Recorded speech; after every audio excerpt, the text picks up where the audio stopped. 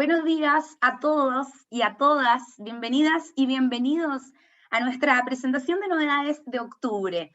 Nos acercamos rápidamente a fin de año y por eso nos preparamos con las mejores propuestas para regalar en las fiestas que se aproximan. Muchas gracias por acompañarnos y como siempre, no dejen de participar del sorteo de libros que en esta oportunidad llega con 4 packs de los siguientes títulos que ya comenzamos a ver en pantalla. Horóscopo Chino 2023 de Ángeles Lazo, Antiayuda de Alberto Montt, Cuento de Hadas de Stephen King, Limpia de Alia Trabuco y Cuenta a las abejas que me fui de Diana Gabaldon. Recuerden que al comienzo de esta transmisión vieron en sus pantallas un código QR para acceder al formulario de inscripción, que además estaremos compartiendo en el chat. Así que no olviden quedarse hasta el momento del sorteo si quieren ganarse uno de estos increíbles packs. Y esta mañana Melanie no pudo acompañarnos como lo hace habitualmente, pero sí está con nosotros para el tradicional saludo de partida la directora literaria de la División Comercial, Marcela Escobar. Muy buenos días, Marcela. Hola a todos, ¿cómo están? No sé si me escuchan, así que si es así, perfecto. Y me veo, no sé si me veo tampoco, porque acá solamente... Sí, te ves, ahí está, te ves, ahí estamos. ¿Cómo están? Un gran saludo para los libreros de Arica a Punta Arenas en este mes de octubre, que no sabemos muy bien cómo llegamos. Ha sido un año extraño, rápido, bastante furioso también, pero tenemos acá nuestro catálogo de alto esplendor para compartir con ustedes en esta última etapa del año 2022. Octubre viene cargado de las mejores novedades, tanto comerciales, literarias como infantiles. Tenemos la nueva entrega de Stephen King, Cuento de Hadas, como mostraba ahí Diana en el pack que está sorteándose de regalo. Tenemos también John Grisham con su novedad, La lista del juez. Una novedad literaria, Diana Gabaldon, donde se ha inspirado todo este universo Outlander de la serie que se transmite vía streaming, y también la nueva entrega de Arturo Pérez Reverte, Revolución, perdón. La verdad es que tenemos un catálogo internacional esplendoroso, y no se queda atrás nuestro catálogo internacional para este mes, con la premiada autora Alia Trabuco, que nos va a acompañar hoy con su novela Limpia, que ya ha sido traducida a más, ya ha sido vendida en sus derechos para traducción a más de 13 países. También está con nosotros vía remota Cynthia Rimsky con su novela Yo Morí, una novela en la que una hija hace un viaje con un padre para tratar de dejarlo en un asilo, y el viaje resulta ser mucho más aventurero que un simple viaje en tren, digamos. Nos compartirá los vaticinios del 2023 nuestra querida Ángeles Lazo, que nuevamente publica con nosotros su horóscopo chino, así que nos introducirá en las claves de esta temporada que viene de la liebre de aguas calmas, que esperemos que sean más calmas que el año que estamos terminando. También con nosotros desde Concepción, Carlos Basso, con su libro de no ficción La secta perfecta, un libro basado en los sucesos que ocurrieron y que dieron origen también a la colonia Dignidad, conocida agrupación liderada por Paul Schaeffer. Nos acompaña también Carolina Jaue Saror, una autora que se incorpora a nuestro catálogo. Carolina escribe su testimonio La voz que escondí, el día en que me enfrenté al psicópata de la dehesa, y en un testimonio muy, muy valiente recuerda aquella noche de hace 20 años en que el conocido por entonces como el Tila asalta su departamento en el Winganal en una noche tenebrosa que recordamos todos a través de las noticias, pero que ella vivió horrorosamente en primera persona, y acá nos cuenta su historia y también una forma de sobrevivir a lo que uno cree que no se puede sobrevivir. Con nosotros también Susan Mailer nos va a contar de su relación con su padre, Norman Mailer, en un libro que recopila su testimonio, también sus experiencias con su padre, su vida, y cuánto de influencia hay en ella de su padre escritor, ¿no? Ya cerrando nuestra presentación, van a acompañarnos Julieta Martínez, una jovencísima activista chilena, probablemente la más influyente en este minuto de nuestro país, con su primer libro llamado No soy Julieta, y la influencer Bai Monroe, maquilladora, presente en redes, y que también cuenta su testimonio, no solo dando tips de cómo lograr lo que ella ha logrado, sino que también un poco de historia de vida, en la que nos da cuenta de que no siempre todo sale del todo bien, y que hay formas también de reponerse. Así que los dejo ahora con este selecto grupo de escritores, les mando un gran saludo y espero y confío que este fin de año cerremos de manera esplendorosa con los mejores libros de nuestro catálogo. Muchas gracias, Marcela. Esperemos que así sea. Hemos trabajado todo este año, ustedes principalmente y todo el equipo de Penguin, para llegar con las mejores propuestas literarias para todos los lectores y en todos los sellos nuestros. Y nosotros ya podemos ver en pantalla, ahí está el código QR para descargar el catálogo de novedades de octubre, que ahora vamos a comenzar a revisar. Así que no dejen de registrarlo en sus celulares para acceder a todos los títulos de este mes. Y partimos esta revisión con una joven autora nacional que ya ha sido finalista del Man Booker International, 2 veces ganadora del premio a Mejor Novela Inédita del Ministerio de las Culturas, las Artes y el Patrimonio, y que recientemente obtuvo el premio Ana Cejes. Es Alia Trabuco Serán, que vuelve al sello Lumen con Limpia, su primera novela con nosotros.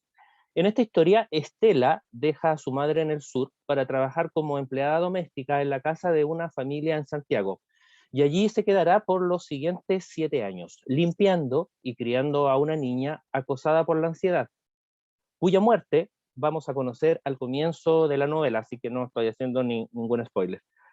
Las razones detrás de ese hecho y si fue o no un crimen se irán develando en un relato en primera persona que nos llevará a un desenlace poderoso e inevitable. Es un gusto saludar esta mañana a Alia Trabuco. Serán, Alia, ¿cómo estás? Buenos días.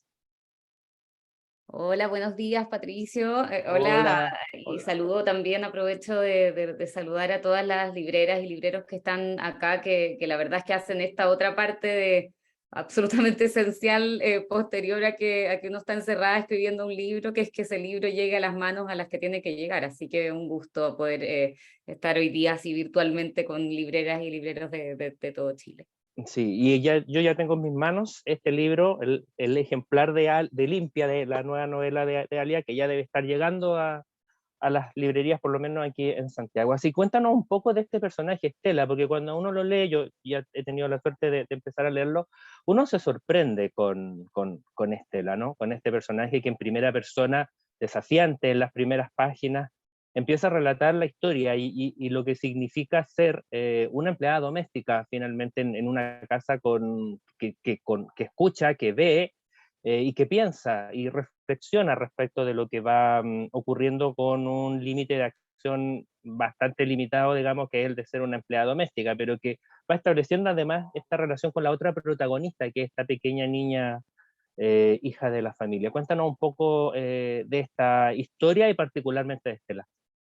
Sí, bueno, Estela está está en una especie de doble encierro, ¿no? Por un lado está este encierro que ella narra, que son los 7 años en que ella trabajó en este régimen de puertas adentro, ¿no? Para una familia en Santiago. Pero luego hay un segundo encierro, un poco más misterioso, que es que ella está en un lugar, en una sala sin ventanas, desde donde nos está contando sobre ese pasado. Y ese pasado efectivamente y consiste fundamentalmente en el vínculo con esa familia, pero también en el vínculo con el trabajo, ¿no? Y con las cosas, con los objetos, y con lo que supone la soledad y el aislamiento de un trabajo como ese, donde si bien ella está ahí y está mirando y está escuchando, es como para los otros es como si esos ojos no pudieran ver, ¿no? Si esos oídos no pudieran escuchar.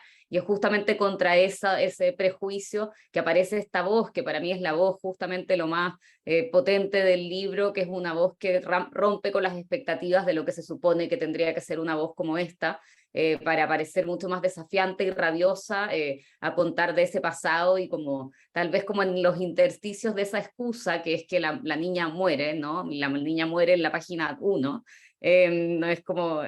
está esa trampa, ¿no? O ese hilo que hace que donde ella juega con las expectativas de, bueno, ustedes quieren saber cómo murió la niña, ¿no? Pero finalmente lo que ella está haciendo es otra cosa, es como con ese anzuelo poder finalmente contar su historia.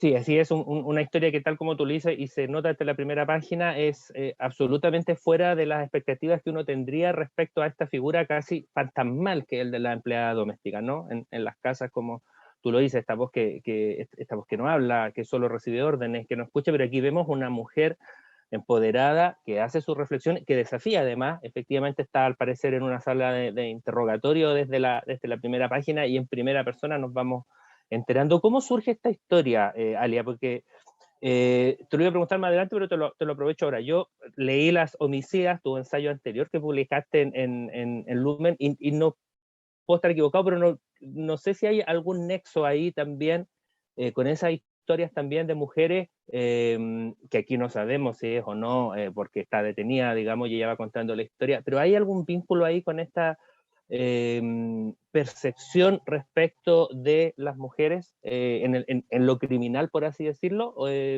¿Tú ves algún vínculo ahí? Yo diría que efectivamente también Las Homicidas me interesaba específicamente la transgresión que supone que mujeres rompan con el mandato de pasividad que está asociado a lo femenino, ¿no? Y ellas lo hacen violentamente cometiendo crímenes.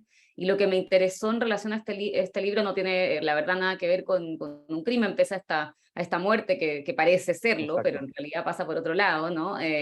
Y tiene que ver en realidad específicamente con esta forma de trabajo, ¿no? Y con este personaje que es esta trabajadora, ¿no? Y lo menciono como trabajo porque hay una gran dificultad en escribir el trabajo, es bastante difícil hacerlo, sobre todo el trabajo repetitivo y el trabajo en una casa, que es este trabajo tan invisible.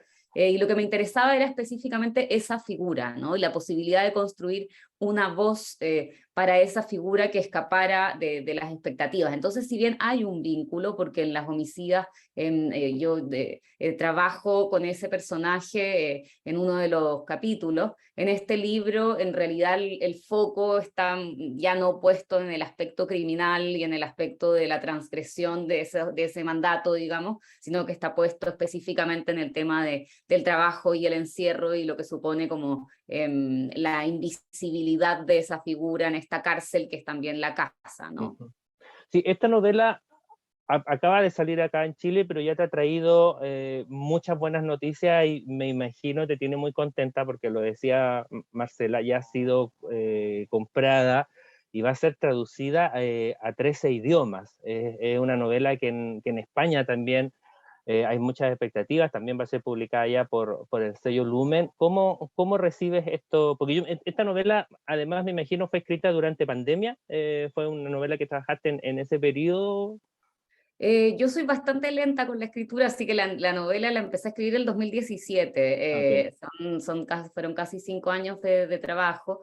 Y lo que pasó, o sea, como con esta cosa de que haya compromisos para publicarla en varios países en los próximos par de años, a mí me resultó muy sorprendente.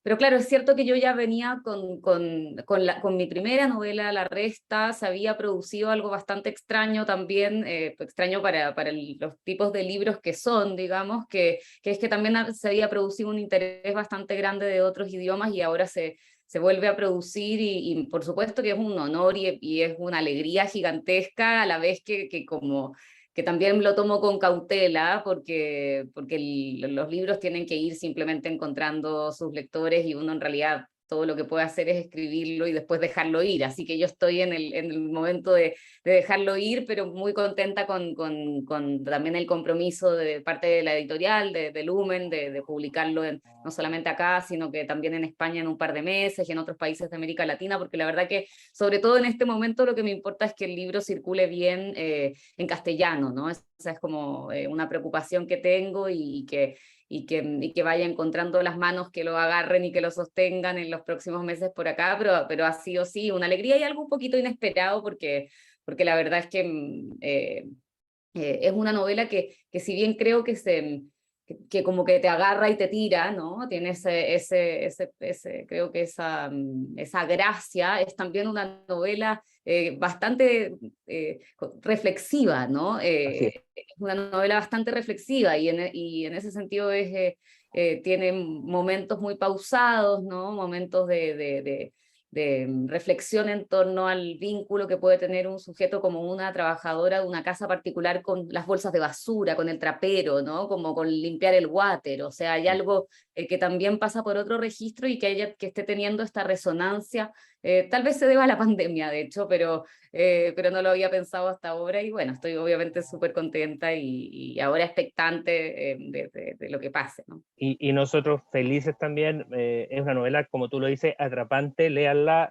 yo ya la estoy leyendo, tal como tú dices, atrapante desde la página 1, el personaje de Estela y su voz es absolutamente rompedor de esquema, y además visibiliza también, tal como tú dices, una labor que además está quizá bastante caricaturizada y difusa hoy día en un mundo como hoy, que es el de las mujeres que realizan trabajos domésticos y que también son cuidadoras, porque también Estela es cuidadora.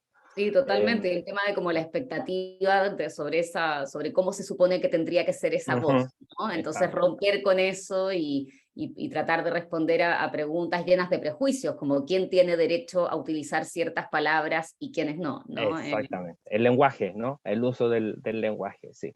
Alia, te agradecemos muchísimo. Sé que viajas pronto, estarás fuera de Chile, pero me imagino que estarás por ahí disponible para alguna cosa online que las librerías quieran hacer contigo, no sé. ¿Y cuál es la expectativa que tienes respecto de cómo quieres que lean tu novela? Aquí los libreros son, y las libreras son nuestro vínculo. Así que, ¿cómo esperas también que ellos la comenten y la recomienden a sus lectores?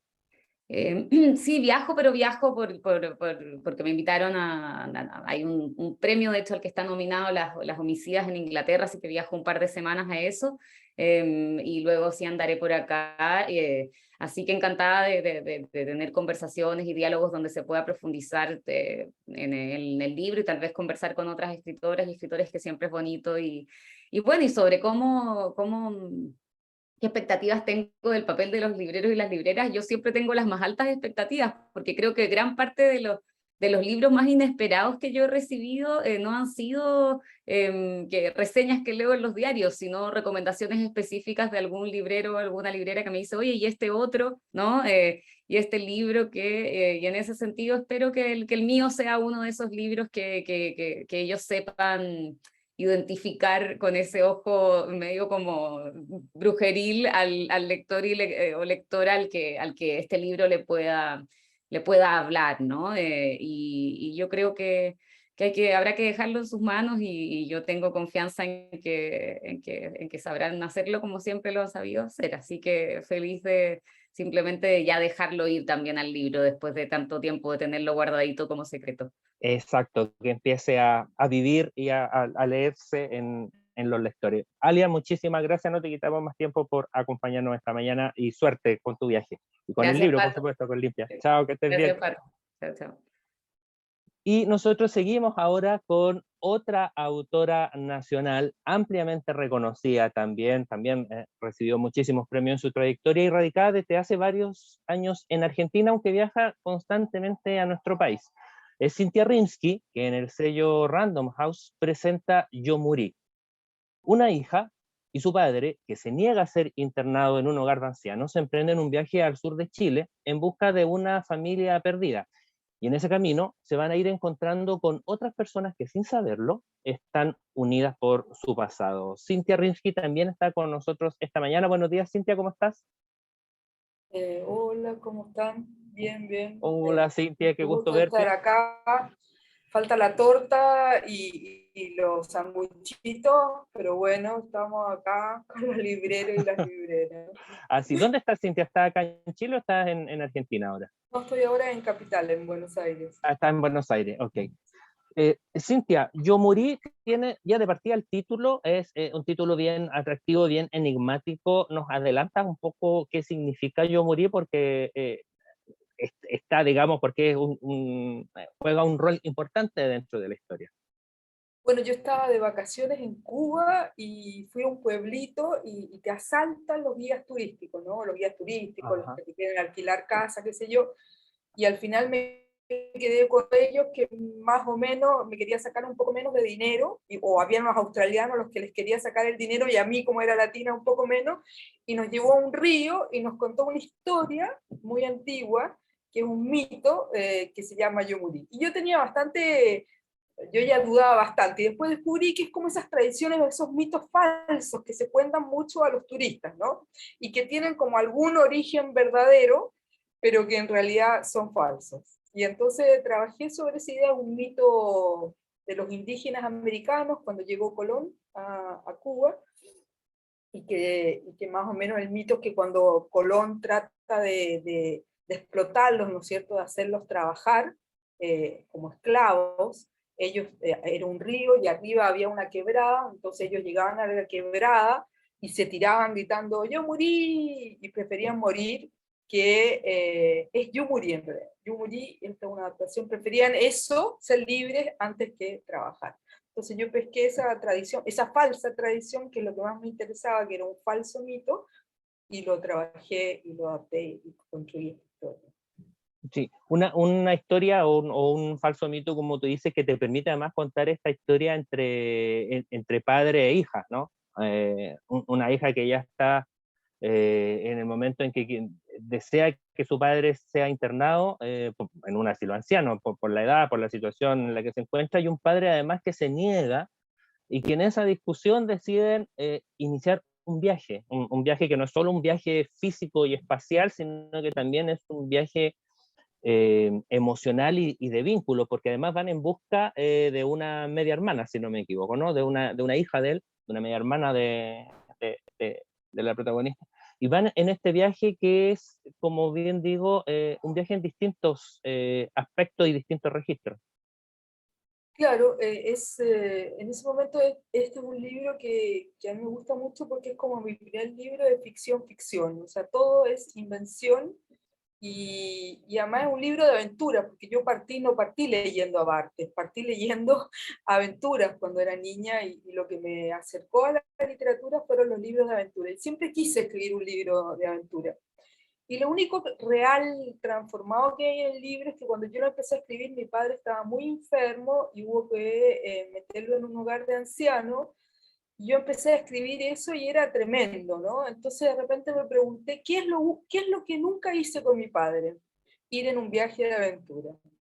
Y entonces pesqué, construí este padre, que no es el mío, que es un padre esos típicos chicha fresca, picaba la araña, seductor, bueno para conversar con todo el mundo, que no tiene ninguna, no sabe un poco delimitar lo que es real y lo que es mentira, ya está confundido con sus propias mentiras, y le inventa a ella que hay una media hermana de ella, una hija que tuvo fuera del matrimonio, que lo va a aceptar y que lo vaya a dejar.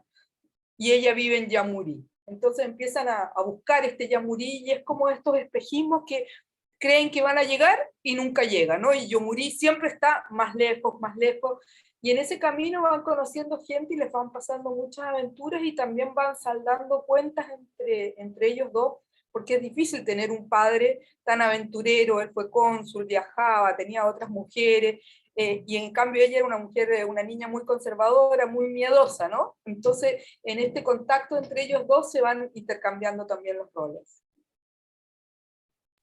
Yo tengo aquí en mis manos, no sé si ya lo había mostrado también, uno de los primeros ejemplares de Yo morí, esta como tú dices, tu primera novela de ficción, y aquí también ya habías tocado un poco el viaje en tu libro anterior, en La Revolución a Dedo. En este caso era un viaje ya más basado obviamente en hechos reales, en un viaje a Nicaragua, pero aquí ya tal como tú lo dices, ficción y muchísima aventura. Cintia, ¿cuándo va a ser tu próxima aventura acá en Chile? Porque sé que va a estar pronto por acá.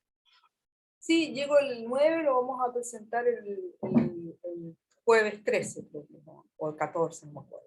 Lo vamos a presentar en la librería Calimera, Sí, con así que hay, Vicente Undurraga, mi editor. exacto, con tu editor. Cintia, muchísimas gracias por acompañarnos esta mañana. La invitación te dejo para los libreros a que lean Yo Morí, tú la describiste súper bien. Es un libro de aventura finalmente, en búsqueda quizás de un lugar mítico, también de este falso mito que tú hablabas al comienzo. Así que también te dejo para que invite a los libreros a leer Yo Morí y también, por supuesto, a recomendarlo. Bueno, que estén muy bien. Gracias. Gracias a ti, Cintia. Y ya saben, todos súper invitados a leer Yo Morí, y los dejo ahora con mi compañera Diana Carmona. Diana. Así es, Patricio, nosotros ya estamos en las puertas de este 2023 y es el momento ideal para preguntarnos qué nos depara el próximo año en nuestra vida laboral, personal, nuestras relaciones y el mundo que nos rodea, por supuesto. Y por eso, nada mejor que tener con nosotros a la astróloga más reconocida y querida de nuestro país, Ángeles Lazo, que publica en Aguilar Horóscopo Chino 2023, el año de la liebre del agua. Ángeles, muy buenos días, ¿cómo estás? Hola, muy buenos días a todos, qué gusto de estar aquí. Sí, felices nosotros de tenerte, Ángeles. Y bueno, aquí ya tengo en mis manos tu libro, así que estamos muy contentos, por supuesto, en la editorial de tenerte nuevamente con nosotros. Y bueno, profundizando ya en este libro, estamos viviendo un periodo de gran transformación, ¿cierto? Hemos tenido unos años previos bastante duros, y este 2022 precisamente parece ser que además nos remueve todo a nivel interno, ¿no? Entonces, cuéntanos qué oportunidad nos ofrece este año que se avecina de la Liebre de Agua y cómo este libro puede ayudarnos a afrontarlo, Ángeles.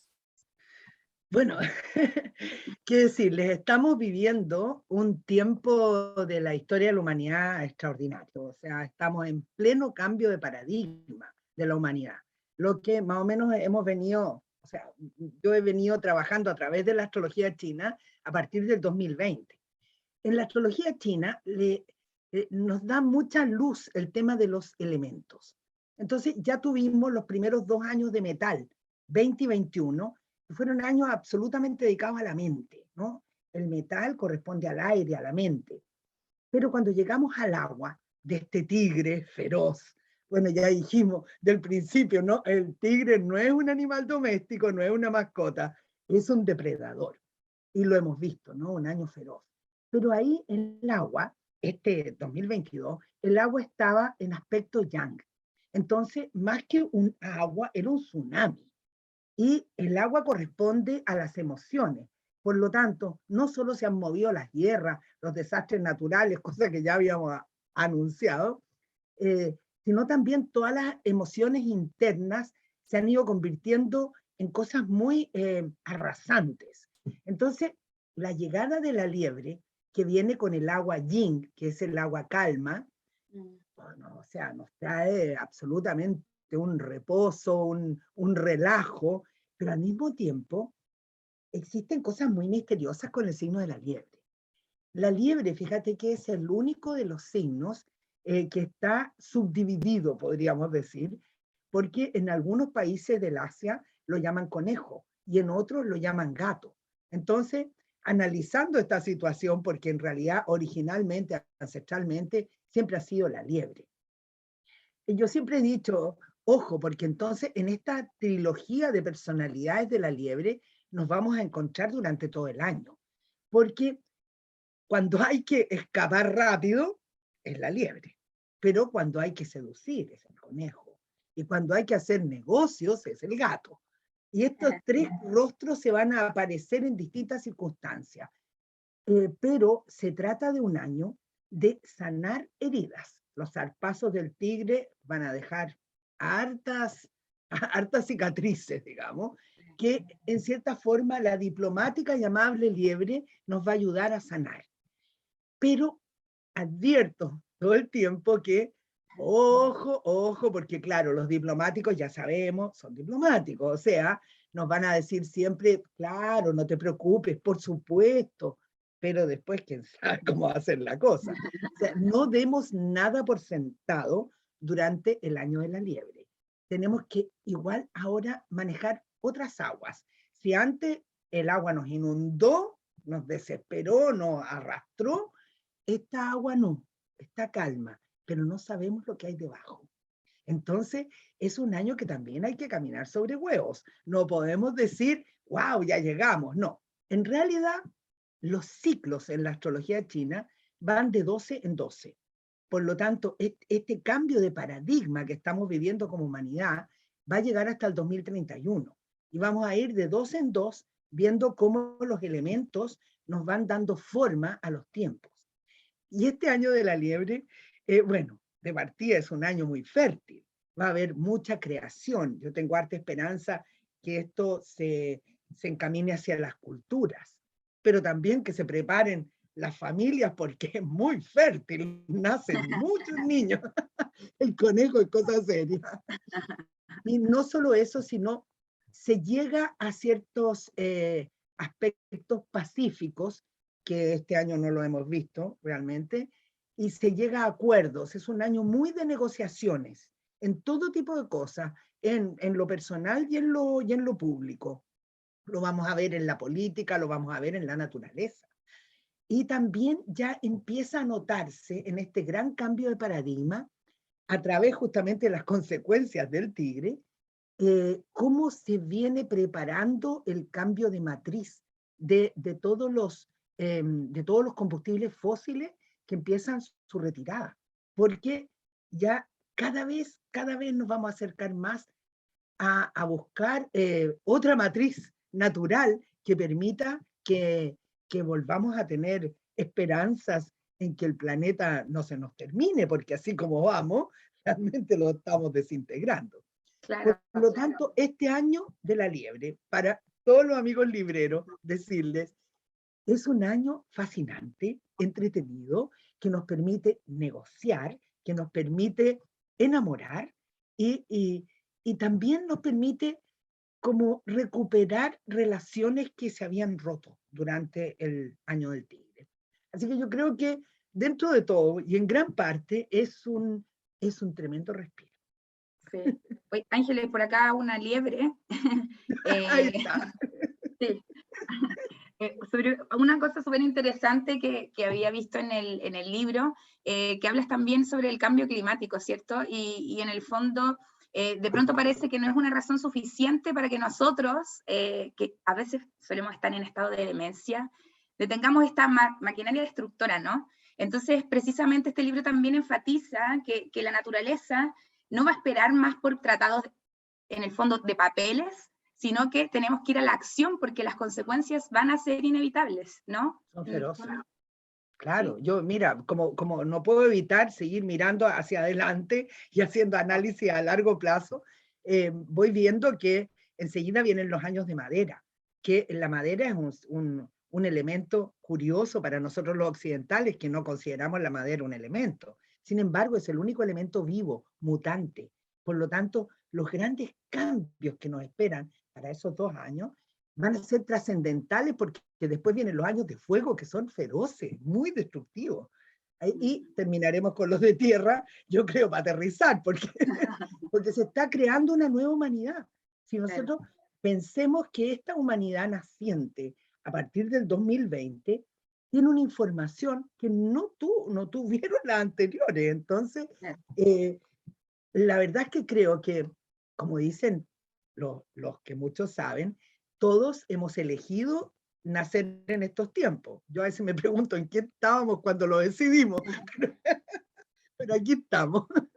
Y realmente vamos a presenciar un mundo transformándose de una manera impresionante. Qué bueno, esperemos que siempre sea para mejor, porque así como íbamos hasta el 2019, te digo, al 2050 no nos queda planeta.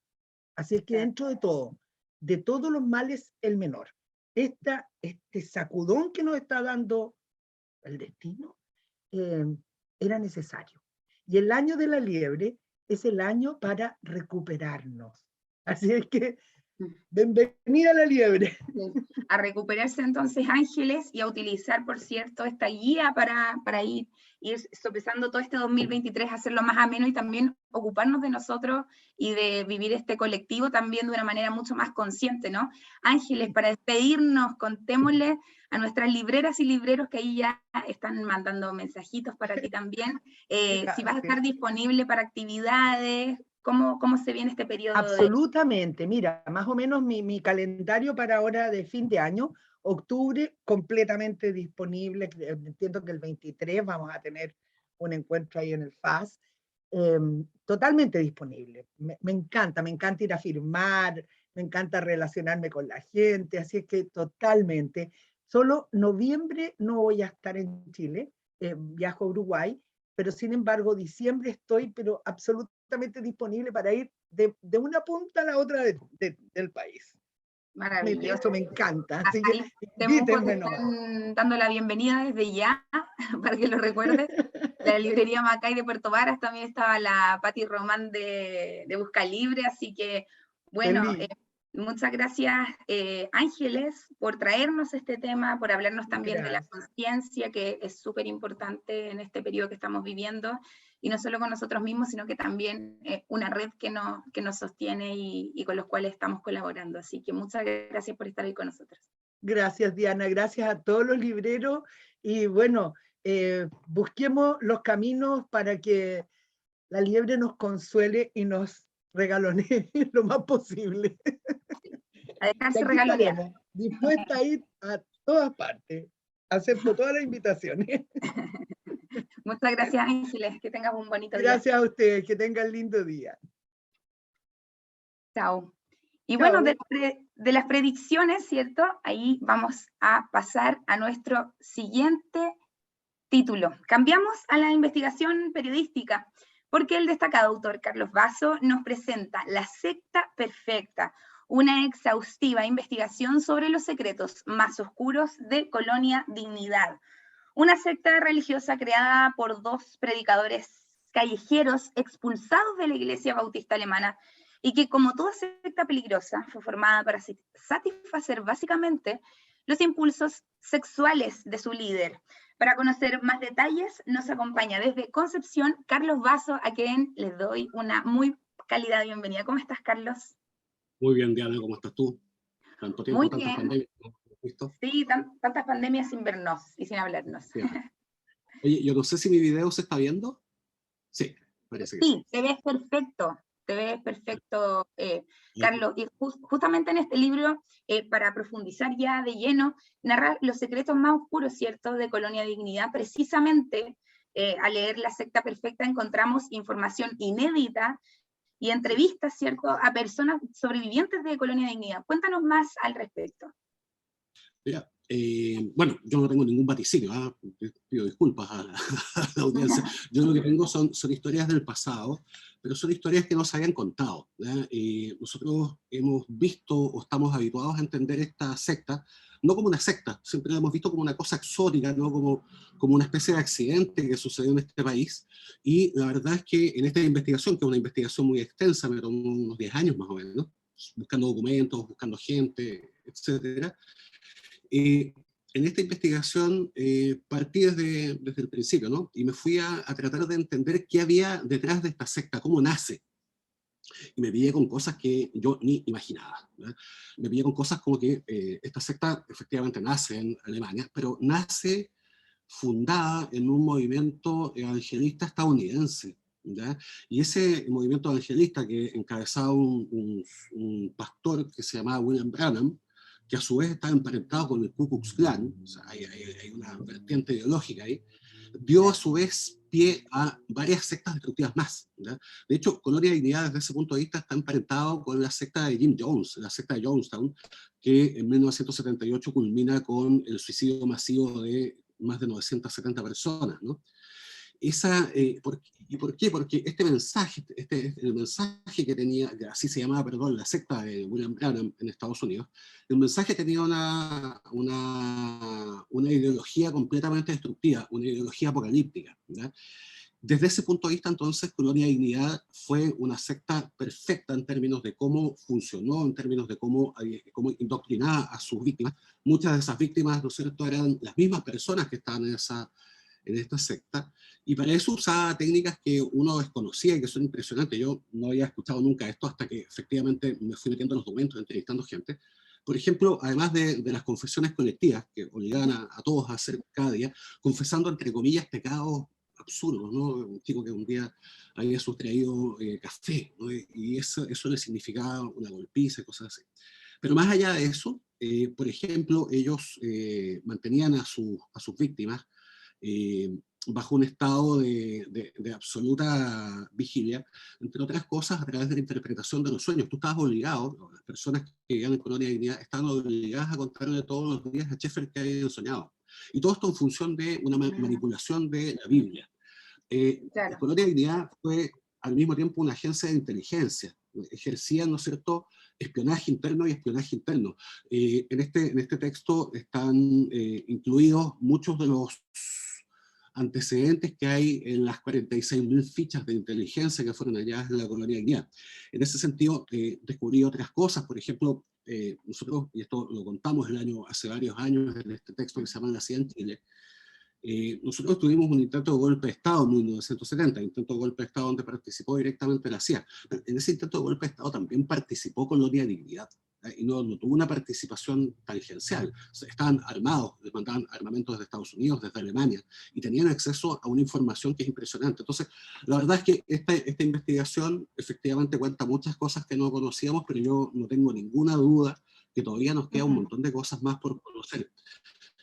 Hay una cantidad importante, como mencionabas tú, antecedentes. Por ejemplo, yo entrevisté a personas en Estados Unidos, víctimas de otra secta, derivada, emparentada también con Colonia Dignidad, y los testimonios de ellas son exactamente los mismos que uno escucha acá con personas en Catillo, en Bulnes, en Quillón. Es exactamente el mismo tipo de funcionamiento. Ahora, quizás lo más grave de todo esto, ¿no?, es que ese movimiento sigue funcionando y sigue habiendo sectas de este tipo y en todo el mundo. Hay un caso muy inmediato en el tiempo que sucedió en Zimbabue, en África, ¿no es cierto?, donde el cabecilla una secta semejante a esta falleció de COVID hace un año, encarcelado después de haber sido condenado a 50 años por abuso sexual en contra de personas que formaban parte de la secta. Es exactamente lo mismo que pasaba con Sheffer, ¿verdad? Tenemos otros casos que están pendientes hoy día en Trinidad y Tobago, etc. Entonces, la verdad es que yo creo que vienen muchas cosas más. Ahora, como botón de fondo podríamos comentar, ¿no es cierto?, y eso es una de las cosas que quizás es importante entender. Nosotros sabemos de esta secta como Jonestown, nos acordamos de la secta de Waco, que culmina, ¿no es cierto?, con 85 víctimas fatales cuando el FBI entra a este complejo que tenían en Texas. Nos acordamos mucho siempre de este caso de la secta Heaven's Gate, la secta en Japón, que inundó el metro de Tokio con gas sarin. Colonia Dignidad fue una cosa del mismo tipo, del mismo nivel. Yo creo que es un poco el objetivo de esta investigación, es poner eso en contexto y hacernos entender que esta cuestión que parecía como media exótica, que a mucha gente también le parecía como inofensiva, ¿no?, la gente que acudía a este casino, qué sé yo. La verdad es que yo creo que por casualidad esto no terminó en una matanza masiva. Ese es un poco el objetivo, Diana.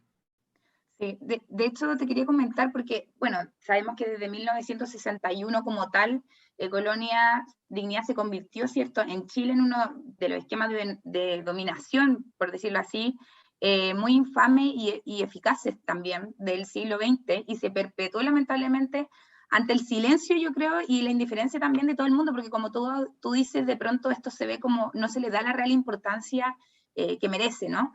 Entonces, quisiera saber, en base a esto, Carlos, la importancia de que nosotros, como sociedad, estemos al tanto de lo que trae este libro, y también podamos hablar al respecto, informarnos y educarnos también, de pronto, para tal vez hacer un guiño a cosas que estén pasando a nuestro alrededor, o situaciones que puedan ser muy similares a esta, ¿no?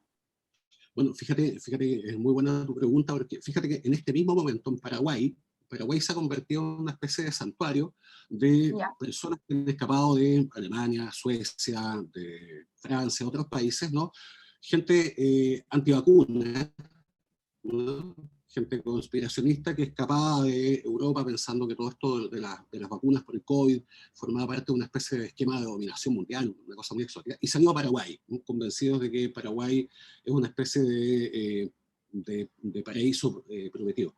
Mucha gente que ha llegado a Paraguay forma parte de este movimiento, ¿ya? Y han creado ya lo que en inglés se denominan compounds, es decir, complejos, que es exactamente lo mismo que hacía Colonia Dignidad, lo mismo que hacía la secta de Park en Estados Unidos, lo mismo que intentó hacer el Mensaje, que no alcanzó a hacer, y o sea, esperemos que, digamos, como ha pasado tanto tiempo, no terminemos en Paraguay con una situación semejante. Ahora, además, hay otro detalle. Colonia Dignidad como tal sigue existiendo, ¿verdad? Ha cambiado, hoy día hay posibilidades de movimiento, hay sociedades anónimas, hay una cantidad de negocios ahí bien oscuros, pero desde la perspectiva teológica, ¿no es cierto?, hay un pastor que está en Alemania, que se llama Ewald Frank, que vive en una pequeña ciudad cercana a Bonn que se llama Krefeld. Muchos de los antiguos cercanos a Schaeffer que han escapado del país, entre ellos Helmut Hopp, ¿no?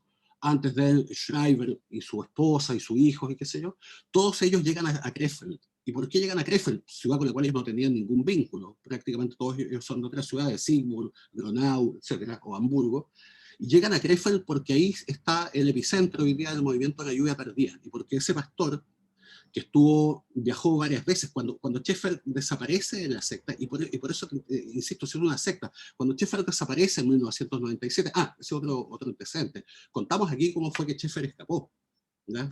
Está con cierto detalle la forma en que escapó, cómo lo sacan en avión del país y qué sé yo. Pero cuando Schaeffer escapa, Schaeffer, que es el líder espiritual, entre comillas, de la secta, ¿no? Claro. Este pastor de Alemania es el que viene a continuar con eso. Y hoy día la doctrina de la lluvia tardía se sigue predicando entre quienes quedan ahí todavía. Es imposible para esas personas que están ahí, que han sido toda su vida indoctrinadas, escapar, ¿no es cierto?, de esta dominación mental, como le decías tú, que efectivamente es eso, ¿no? Han quedado, independientemente de que hoy día ellos ya no están prisioneros detrás de estos cercos, que está contado y con mucho detalle, como lo hicieron. Había 15 kilómetros de cercos electrificados y con cámaras y con sensores de movimiento, ¿ya? Que tuvieron que hacer ellos mismos a través de trabajo esclavo. Pese a que esos cercos ya no existen, ellos siguen siendo prisioneros y son prisioneros de conciencia hoy día. Y eso es una cuestión gravísima. Esto está pasando aquí, yo estoy en Concepción, esto pasa a 80 kilómetros de donde estoy. Claro, totalmente. Y bueno, esta prisión de conciencia es a veces mucho más fuerte que la que nos puede poner un límite, ¿cierto?, en la vida. Y bueno, Carlos, te agradecemos por estar hoy acá. Gracias también por esta tremenda investigación periodística. Y por cierto, cuéntale también a las libreras y libreros si vas a estar disponible para conversar de este tema, para que dialoguemos sobre esto, que como tú dices, muy bien dices, es algo que sigue existiendo y que tenemos que poner atención, porque vivimos en comunidad y es muy importante saber lo que está ocurriendo a nuestro alrededor. Sí, sin duda, encantado cuando me inviten y podamos coordinar, fascinado. Yo voy a estar efectivamente en el FAS a fines de este mes, pero hay toda la disposición y obviamente dependiendo de cómo estemos de tiempo y cómo nos coordinemos, encantado. A mí me parece que es un tema fascinante. Además de estos datos, además yo creo que como historia es una historia súper atractiva, es una historia que mezcla espionaje, que mezcla, ¿no es cierto?, mucha acción, y es una historia que también lamentablemente nos cuenta una historia muy trágica del país. Sí, y es importante saber de nuestra historia y educarnos al respecto. Así que muchas gracias por ese trabajo, Carlos, y muchas gracias por acompañarnos hoy. Que estén muy bien. Saludos a todos. Chao. Chao. Y nosotros cambiamos de tema y ya ven en pantalla lo que llega para octubre, ¿cierto?, de la mano del rey del terror, que llega a nuestro país por partida doble. Cuento de Hadas. Su nueva novela es una historia magnífica y terrible sobre un mundo donde el bien se enfrenta a una maldad devastadora y en el que un joven héroe y su perro deben liderar la batalla al descubrir un portal que conduce a otro mundo. La primera novela de fantasía de King en años, que este mes debuta en nuestro país. Y vemos ahí al lado, junto a Richard Chismar, cierran esta trilogía de Wendy con La última misión de Wendy. Ahora adulta, y una novelista consagrada, Wendy deberá enfrentar nuevamente las fuerzas del mal que se apoderaron de la caja de botones y que amenazan con destruirlo todo. Ahí dice María José que ama a Stephen King, nosotros también. Y John Grisham, uno de los autores, como ustedes saben, más leídos en nuestro país y el mundo, llegan con un nuevo thriller de abogados en La lista del juez. Un Grisham clásico con una premisa sorprendente. ¿Y si un asesino en serie, buscado durante más de 20 años, fuera un juez en ejercicio? Es la primera vez que Grisham se adentra en la mente de un asesino en serie y ha creado un personaje extraordinario, el más brillante de su clase. Es paciente, astuto, va un paso por delante de la policía y sobre todo conoce la ley. Y en suma, relanzamos la primera novela del destacado guionista y creador, entre otros, del podcast Caso 63, Julio Rojas, El visitante extranjero. En 1889, Valparaíso es la ciudad más vertiginosa y cosmopolita de Sudamérica. Vapores de todo el mundo traen al puerto los adelantos del siglo, pero también sus amenazas y sombras. En el corazón de esta sociedad efervescente, una serie de atroces y misteriosos crímenes parecen indicar que el mal ha desembarcado en el puerto y que se trata nada menos de que Jack el Destripador. Y ahora nosotros seguimos revisando las novedades con Patricio Matri. Así es, Diana, gracias. Les recordamos y los invitamos a seguir conectados porque todavía tenemos muchas autoras con las que conversar y porque además tenemos este concurso del mes de octubre que vamos a sortear al final del programa, así que manténganse con nosotros conociendo el amplio catálogo de octubre. Y nos vamos nosotros a Ediciones B para presentarles a Carolina Hadwe. Carolina es periodista y actualmente vive en Colombia con su esposo e hijas. Carolina tenía 19 años cuando ella y su familia se convirtieron en víctimas del TILA, el denominado psicópata de la dehesa, la noche del 5 de junio de 2002. Estuvo al borde de la muerte producto del ataque y 20 años después relata en primera persona en su libro La voz que escondí, con crudeza y valentía los pormenores de esa noche, el trauma posterior y el trabajo terapéutico que ha hecho desde entonces. Carolina hoy nos acompaña para compartir con nosotros su experiencia. Carolina, ¿cómo estás? Buenos días. Hola Patricio, muy bien. ¿Y tú? Buenos días. Hola Carola, ¿cómo estás? Muy Carola, bien. ¿cierto? ¿Te podemos decir Carola? Sí, por supuesto. Carola, un gusto que te sumes al catálogo de Ediciones B. En tu historia es una historia potente, una historia cruda, ruda, de la que lamentablemente te tocó ser protagonista. Hoy día, siendo periodista también, siendo colega, mi primera pregunta, o no puedo dejar de preguntarte, ¿en qué momento decides que necesitas escribir esta historia y darla a conocer y llevarla a un libro? Bueno, como tú bien decías, fueron 20 años después, de hecho, este año se conmemoran 20 años. Yo creo que, y bien lo dice el título, finalmente yo creo que parte de mi sanación también fue después de un punto, porque en un minuto muy cercano al secuestro yo expresé muchas cosas y muchas declaraciones, con versiones muy vívidas, con muchos detalles.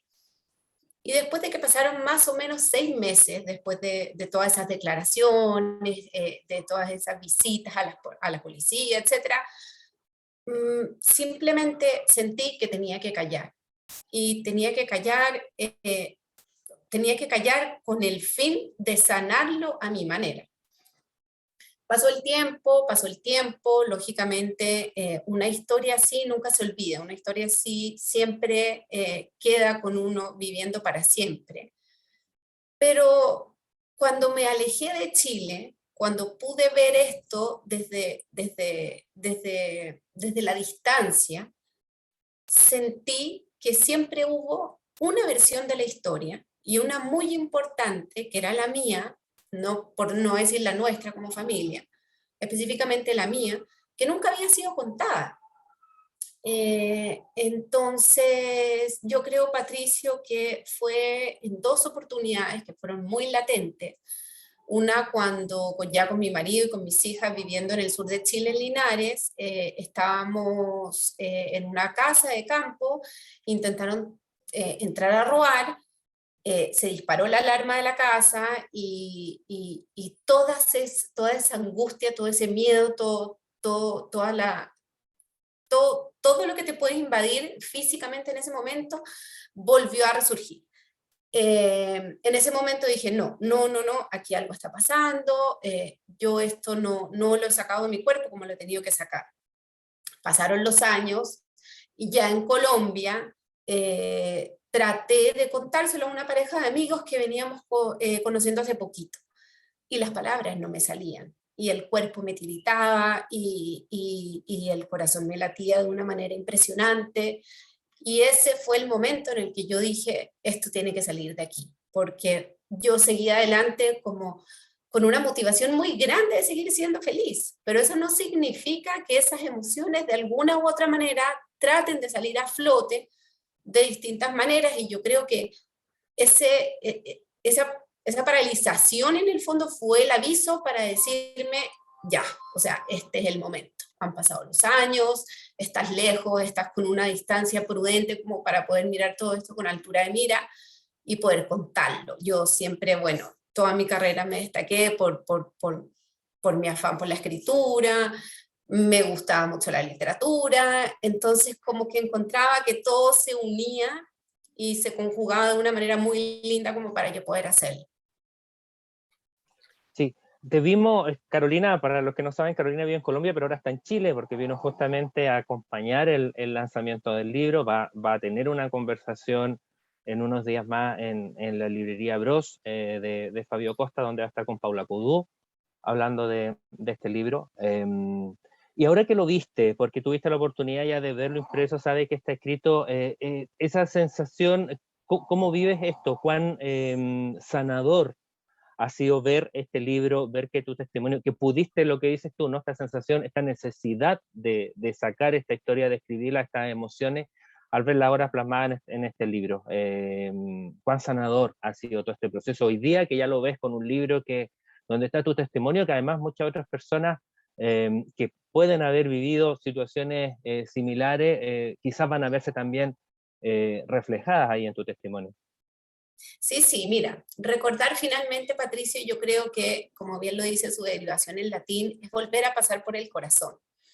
No solamente lo terapéutico de lo que fue la escritura, y sobre todo aquellos fragmentos que escribí a mano, y después pasé al computador, eran como literalmente como estarlo sacando de mí, porque si bien yo lo había contado y lo había hablado con mucho detalle, siempre fue en un marco policial, de abogados, en ese sentido. Entonces, poder contarlo como lo conté en un formato que es un poco, se acerca o tiene atisbos de una novela, fue para mí, sí, sacármelo del cuerpo. O sea, yo hace 1 año y medio atrás no te podría haber estado hablando de esto, literalmente. Entonces, sana, recupera, te da visión, te da perspectiva. Yo creo que soltarlo también es parte y es un proceso como vaciar las manos, porque finalmente si tú no tienes las manos vacías, no tienes cómo recibir todo lo bueno que pueda venir a partir de ese soltar. Entonces estoy también, bueno, muy a la expectativa, con toda la humildad que implica una primera publicación, y esperando que a partir de este testimonio, que yo sé que es duro, no es fácil,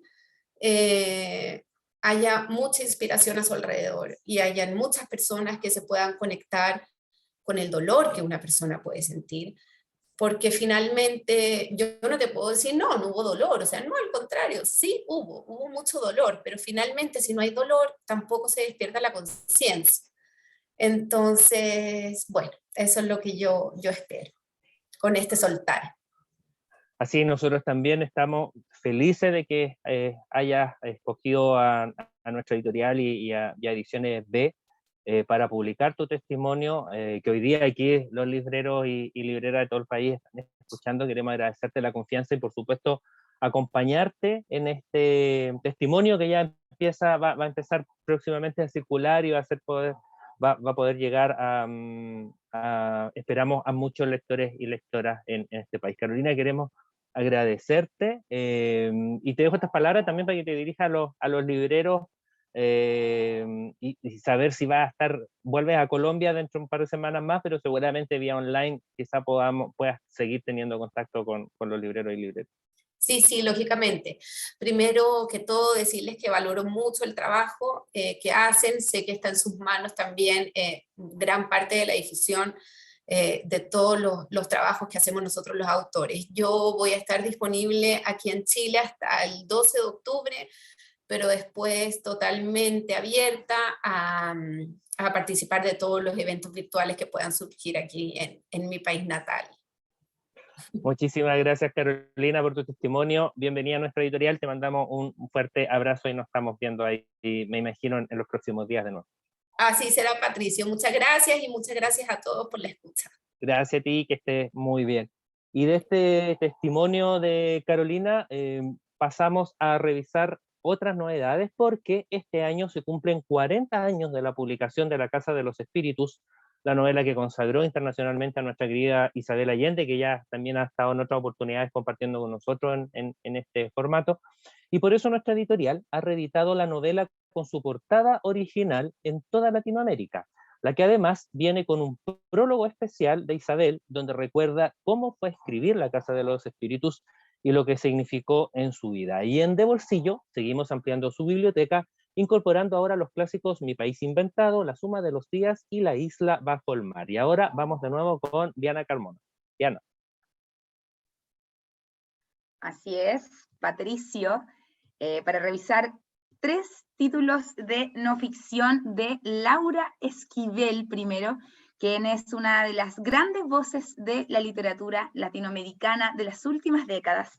Y en suma publicamos Lo que yo vi, las memorias de la reconocida autora mexicana, salpicadas de nostalgia por el tiempo ido y de reflexiones sobre la conciencia del presente. De hecho, por aquí lo tengo, ahí lo está buscando, ahí se los puedo mostrar bien. Y presenta las 4 disciplinas de la ejecución de Chris McKesney, Sean Covey y Jim Halling, una fórmula sencilla y probada por cientos de organizaciones y miles de equipos de trabajo a lo largo de los años para ejecutar las prioridades estratégicas. Un libro imprescindible para toda persona que se enfrente al reto de desarrollar estrategias y conducir el cambio. Y también ven en pantalla Ludovica Schirru, una de las astrólogas más reconocidas en Argentina, en donde también traemos con ella su horóscopo chino 2023. Este año, la descripción de los signos y sus características estarán dedicadas a los niños y las niñas, porque entender mejor cómo funciona el signo de cada animal en ellos es una poderosa herramienta para ayudarlos a crecer más felices y libres. Y avanzamos a la ficción con Anne Jacobs y El Café del Ángel. La autora de La Villa de las Telas vuelve con una nueva saga familiar en torno a una dinastía de cafeteros y un emblemático café tras la Segunda Guerra Mundial. Una nueva trilogía con el característico sello de Anne Jacobs. Asesinato en Flat House es el emocionante cambio de registro de la reconocida escritora Lucinda Riley, fallecida en junio de 2021, y que nos sorprende con una novela del misterio al estilo de un policíaco clásico, con una cuidada y evocadora ambientación en un aislado colegio inglés. Una emocionante nueva novela de crimen y misterio de esta autora superventas.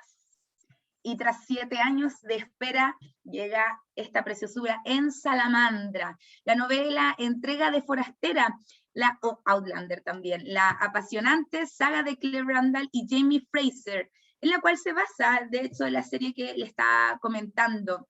Me refiero a Cuenta a las abejas que me fui, de Diana Gabaldon, la nueva entrega de un fenómeno internacional que ha conseguido deleitar al público combinando maestría y rigor histórico, viajes en el tiempo y una conmovedora historia de amor con personajes inolvidables. De hecho, este libro es uno de los que vamos a estar sorteando en el increíble pack que tenemos, así que Ahí dice Librería El Caribe, sí.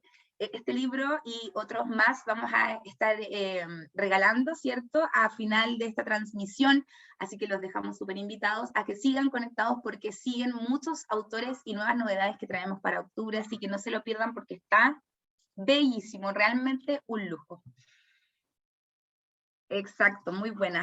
Y el otro autor que regresa es Nicholas Sparks, con Cuando los deseos se hacen realidad en Roca Editorial. Una historia de amor a través de 30 años y que confirma a Sparks como el maestro de las novelas románticas.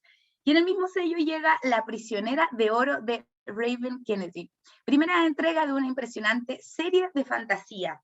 Una hada se ha enamorado del rey Midas, pero en el camino descubre que en realidad ha sido engañada y vive encerrada en una jaula dorada. El mito del rey Midas, reinventado en una atractiva serie de fantasía, tan adictiva como indescifrable. Y ahora regresamos con Patricio Madrid. Gracias, Diana, y nosotros nos vamos a Alfaguara y Revolución, la nueva novela de Arturo Pérez Reverte. Un hombre, 3 mujeres y una revolución. Un viaje al corazón humano y a la aventura, una historia ambientada en la Revolución Mexicana. Es mucho más que una novela, es una historia sobre los dramáticos acontecimientos que sacudieron a la República Mexicana en el primer tercio del siglo XX.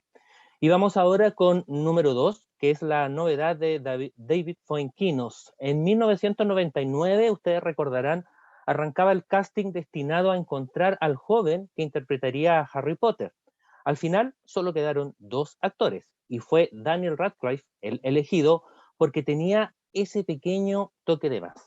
Fuenquinos empatizó con el otro niño, con el que no ganó, y lo tomó como punto de partida de una novela que cuenta la historia del número 2, una historia extraordinaria, original, humorística, inteligente y deliciosa en la línea de otras biografías ficcionadas de Fuenquinos como Charlotte o Lennon. ¿Qué hacer con estos pedazos? Es la nueva novela de la colombiana Piedad Bonet. Emilia remodela su casa y ese es el punto de partida para construir una semblanza de la plácida y peligrosa insatisfacción de las mujeres arrinconadas por distintos tipos de maltratos y silencios, por el paso del tiempo, por la acumulación y su peso, por el aburguesamiento y la vejez, la propia y la ajena, y la imposibilidad de conocer realmente a quienes nos rodean. Y en la colección Mapa de las Lenguas sumamos La jaula de los Onas del argentino Carlos Gamerro. A fines del siglo XIX en París, un aventurero belga exhibe en una jaula como animales a un grupo de onas capturados en Tierra del Fuego. Uno de ellos logrará huir y junto a un anarquista francés recorrerán Europa y América en un viaje repleto de aventuras. Y de Alfaguara nos vamos a Random House, porque anunciamos el regreso de Virginie Despentes con Apocalipsis Bebé. 2 mujeres detectives muy poco ortodoxas inician un viaje desde París a Barcelona en la búsqueda de una adolescente perdida. En el trayecto, toda una fauna de personajes se irán sumando a la aventura en una novela que navega entre el noir y la road novel, para llevarnos, por supuesto, a un desenlace delirante. Y en Lumen llega Mi Ucrania, de Victoria Belin, la historia de esa nación contada a través de una apasionante saga familiar. En parte memoir, en parte historia detectivesca, Mi Ucrania conjuga su enorme carga emocional con un lúcido análisis de los acontecimientos que nos permiten entender la realidad de lo que está ocurriendo ahora en ese país. Una historia familiar que nos ilumina, pero que también resuena con nuestras propias historias familiares y con el devenir de la historia global. Y Salamandra, por su parte, llega este mes con, vamos a ver ahí, la siguiente lámina.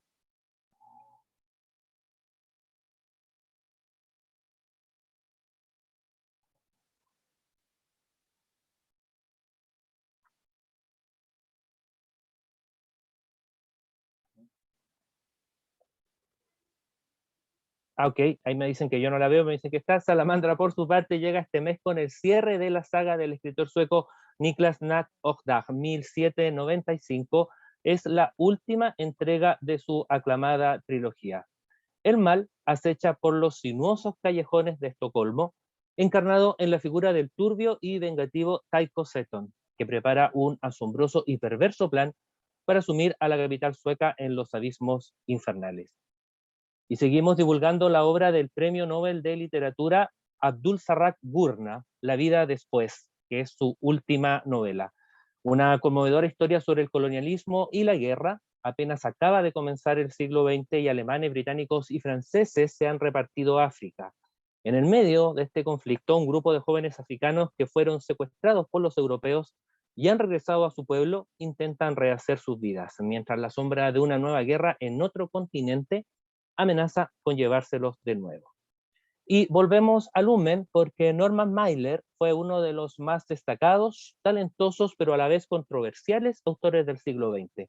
Conocido por ser un hombre combativo y egoísta que disfrutaba pelear tanto en lo físico como en lo verbal, estuvo al centro de los grandes debates y discusiones culturales de Estados Unidos durante más de 50 años. Se casó 6 veces y fue el padre de 9 hijos. La mayor de ellas, Susan Mailer, publicó en 2019 y en inglés el libro de memorias que ahora vemos en pantalla y que hoy llega traducido al castellano bajo el título En otro lugar.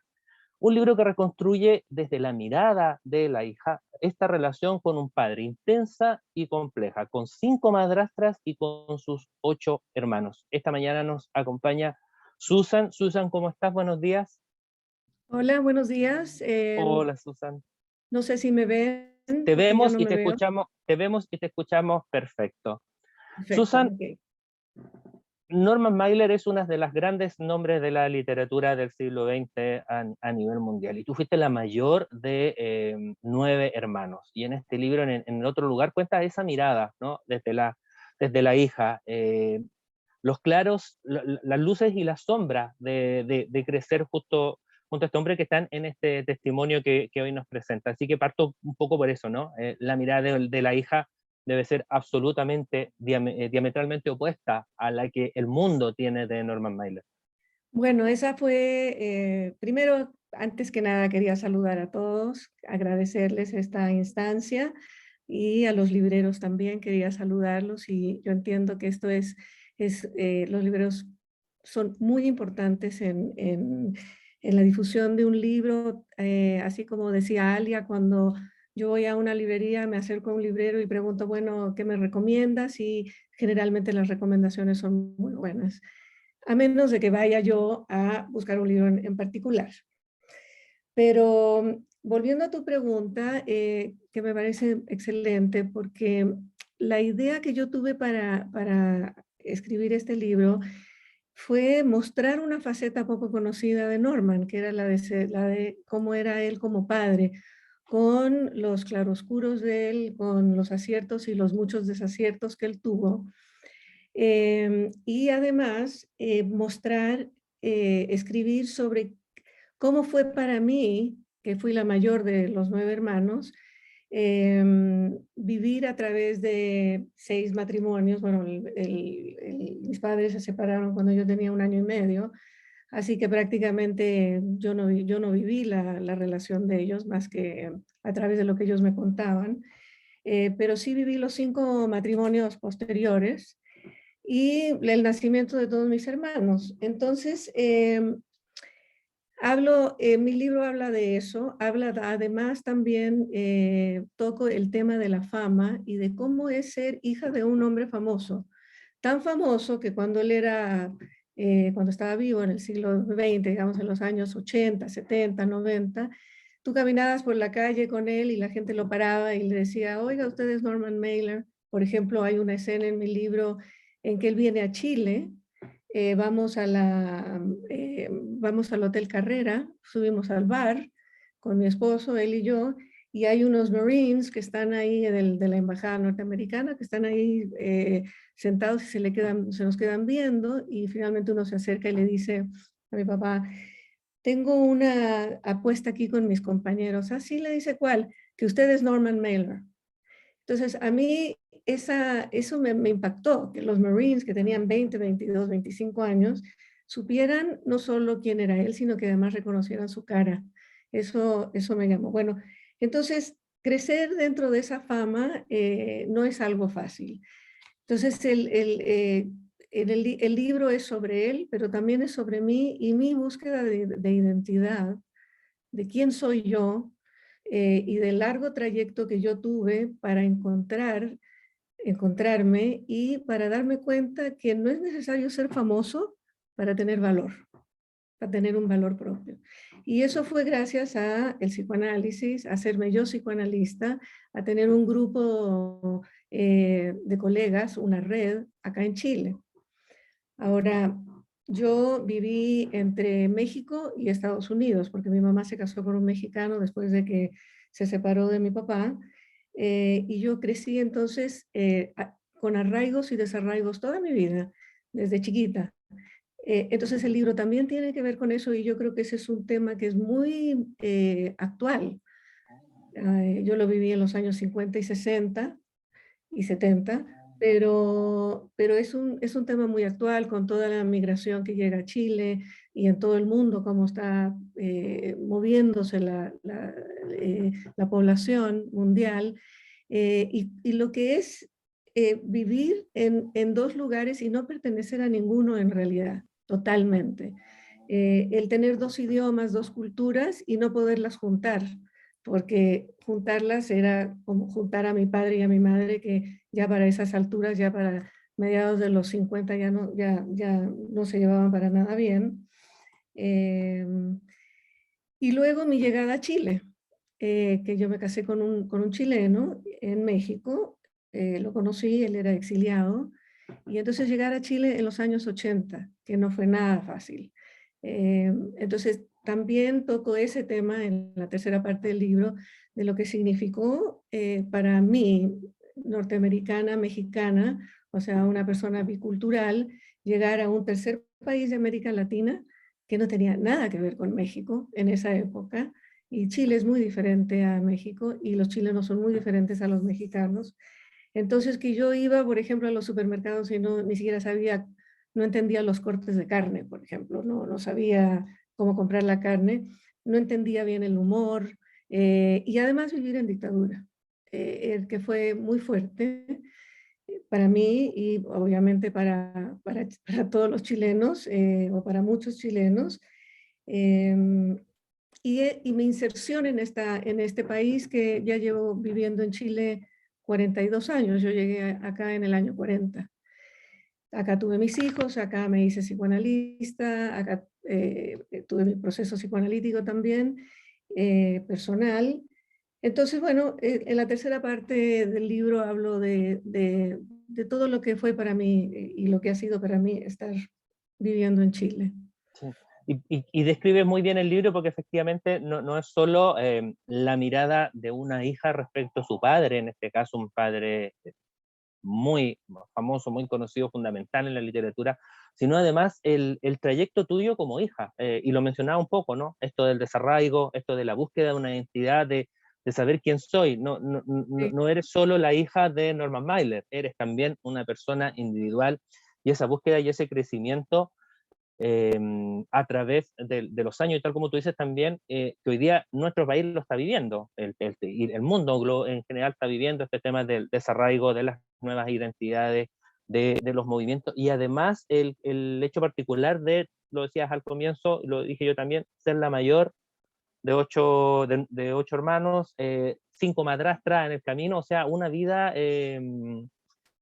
realmente particular. Y que hoy día está en este texto que nos presenta. Y está en ese texto también, por ejemplo, pensando en los arraigos y desarraigos, pienso en mis madrastras, que están todas ya fallecieron menos una, acostumbrarme a una para que luego desapareciera y apareciera otra y así, ¿no? Entonces también el libro tiene que ver con lo que significa tener padres separados, ¿no?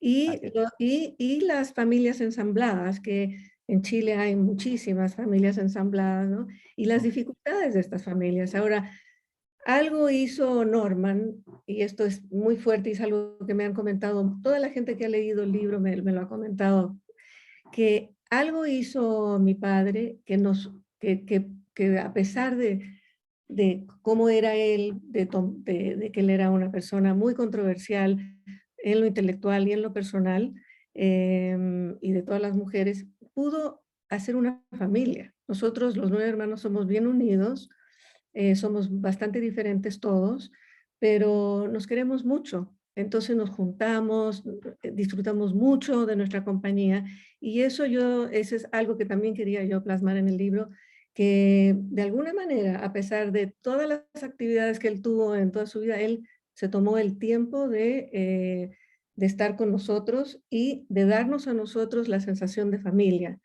Otro tema que también es muy importante en Chile, la familia, ¿no? Sí. Exacto. Susan, queremos agradecerte estar con nosotros también, haber esperado tu turno hasta este momento en un desayuno donde hoy día teníamos una presentación, donde teníamos muchos libreros.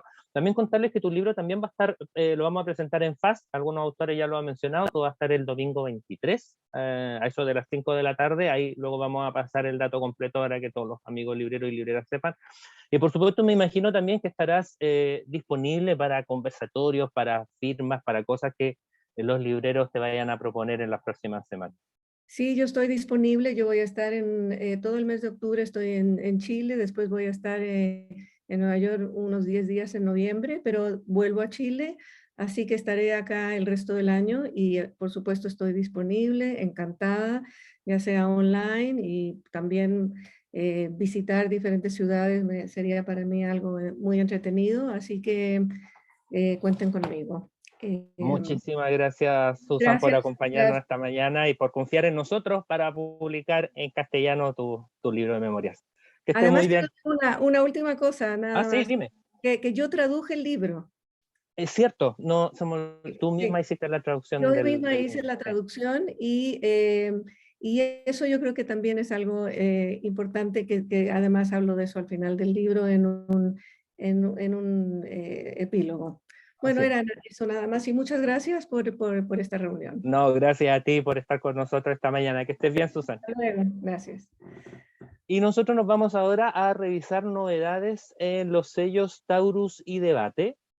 A ver si ya podemos ver en pantalla. Ahí está. Y partimos con La paradoja del beneficio de Jan Eckhout.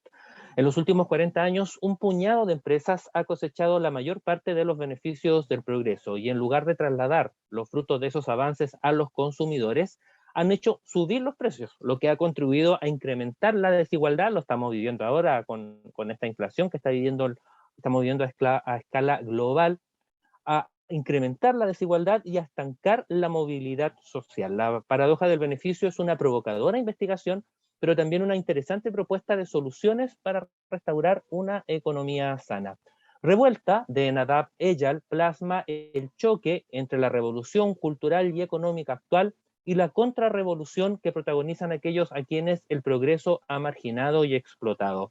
Una mirada original a la creciente resistencia a la globalización y una advertencia convincente de cómo esta resistencia puede socavar el progreso y propiciar los nacionalismos. El expresidente Ricardo Lagos y los intelectuales mexicanos Héctor Aguilar Camín y Jorge G. Castañeda se reunieron telemáticamente en varias ocasiones durante la pandemia para reflexionar sobre el momento actual del continente. De esas citas periódicas surgió el libro La nueva soledad de América Latina, una conversación urgente sobre las crisis del siglo XXI y el silencio en el que se encuentra inmersa América Latina frente al resto del mundo. La condición de aislamiento de nuestra región debido a la división ideológica de los países y de los distintos gobiernos, a la falta de un foro común donde los gobiernos puedan discutir y acordar soluciones y sobre todo a la falta de una voz propia en el mundo. Y ahora vamos con Diana para recorrer las novedades de la novela gráfica y la división infantil juvenil. Gracias, Patricio. Comenzamos revisando las grandes obras que este mes nos trae Reservoir Books. Comenzamos con el ilustrador y humorista gráfico Alberto Montt, quien este mes llega con Anti-Ayuda. Ahí lo van a poder ver en pantalla. Nuestro equipo hizo un precioso video para que vayan viendo el interior de este libro. Una guía para sentirse especiales aunque no lo seamos. Una sátira al más puro estilo de Alberto Montt, sobre el negocio que a su juicio se crea en base a la espiritualidad, la autoayuda, el esoterismo y el positivismo tóxico. Industria que mueve miles de millones de dólares en todo el mundo. Y bueno, debido a que Alberto está en otro país y el cambio de horario no nos favorece, nos envió un video, por supuesto, porque quería estar con ustedes para contarnos detalles sobre su más reciente publicación, y hasta el momento, según él mismo nos ha dicho, uno de sus libros favoritos bajo su autoría. Los dejo con el siguiente video de Alberto Montt. Hola, soy Alberto Montt y vengo a presentarles mi nuevo libro que se llama Antiayuda.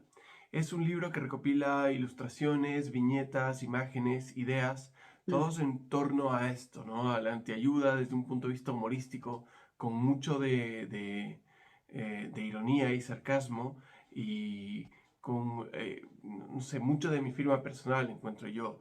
La invitación a ver las cosas desde otro punto de vista, una invitación a la reflexión, al pensamiento crítico y nuevamente a tratar de estar lo más cercanos al método científico. Es un libro que no solo tiene mucho de mi forma de ver lo cotidiano, sino que además se convierte en un regalo perfecto, tanto para quienes abrazan el mundo de la autoayuda y de la magia y del pensamiento mágico, porque les va a ayudar a tener una mirada, si se quiere, humorística sobre su cotidianidad, y también para quienes están de absolutamente el otro lado. O sea, todos tenemos un amigo místico al que le podemos regalar esto después de haber hecho su curso de constelaciones familiares o antes de tomarse sus gotitas de Nux Vomica en la noche. Me parece que es un libro de lectura rápida, fácil, y que sin lugar a dudas nos va a hacer reflexionar sobre el mundo en el que estamos viviendo. Nada, todos ustedes saben cómo funciona. Para mí es muy importante que ustedes le echen un ojo, que me ayuden a promocionarlo y que así me ayuden a pagar los temazcales y toda la orden de cuarzos que me acabo de pedir de Indochina. Les dejo un gran abrazo y espero que disfruten leyendo el libro y recomendándolo tanto como yo disfruté haciéndolo, y mis editores y la gente alrededor mía que estuvo involucrada en el proceso disfrutó haciéndolo. Les mando nuevamente un gran abrazo. Gracias. Ahí, como estaban comentando, tremendo Alberto Montt, ironía y humor gráfico, por supuesto, en un solo libro, Antiayuda, se los dejo recomendado. Yo ya tuve el placer de poder leerlo, así que totalmente una joyita.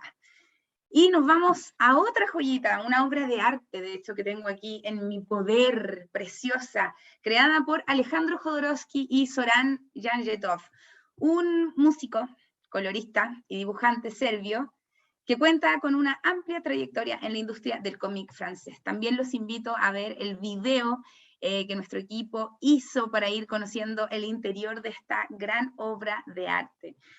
Y por supuesto, para seguir expandiendo el Jodoverso, este mes traemos Antes del Incal, la juventud de John Defoe, antes de convertirse en el célebre antihéroe de El Incal.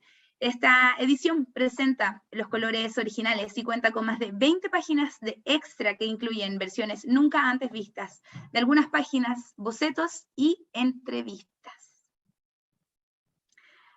Y seguimos con una novela gráfica fascinante que también tengo por acá, déjenme buscar, aquí está en mis manos, del fascinante joven Ludwig, La infancia de Beethoven. Y ahí también tenemos otro video que hicimos para que lo vayan viendo, porque es importante para nosotros que vayan viendo el contenido. Y bueno, la vida, por supuesto, de su peculiar familia. Vamos a presentar a Michael Ross, el autor con mayor proyección internacional del cómic alemán actual. En este libro descubrirán los años de aprendizaje del hombre que se convirtió en uno de los mayores compositores de todos los tiempos, Ludwig Beethoven. Y ahí vemos el final de nuestro libro. Y ahora los invito a revisar los títulos juveniles e infantiles que traemos en el mes de octubre. Y por acá tengo este tremendo libro. Comenzamos con la historia personal de la activista y agente de cambio más importante de nuestro país, Julieta Martínez, quien publica su primer libro junto a nosotros, No soy Julieta, un ensayo autobiográfico que nos cuenta por qué a los 10 años, por ejemplo, salió a la calle a protestar, por qué encontró en el activismo una razón de ser, por qué está convencida de que el mundo puede mejorar y por qué no se deja apabullar frente a las injusticias, como la desigualdad de género y las calamidades como el cambio climático a las que asisten las nuevas generaciones. Hoy Julieta nos acompaña y nos cuenta detalles de No soy Julieta. Buen día, Julieta, ¿cómo estás? Y primero que todo, muchas gracias por llegar hasta esta hora y hacerte el tiempo para estar hoy con libreras y libreros. ¿Cómo estás? ¿Cómo no, Diana? Qué gusto verte de nuevo, aunque sea a través de una pantalla. Me dejaste nerviosa, la verdad, presentarme como la gente de cambio más importante de Chile.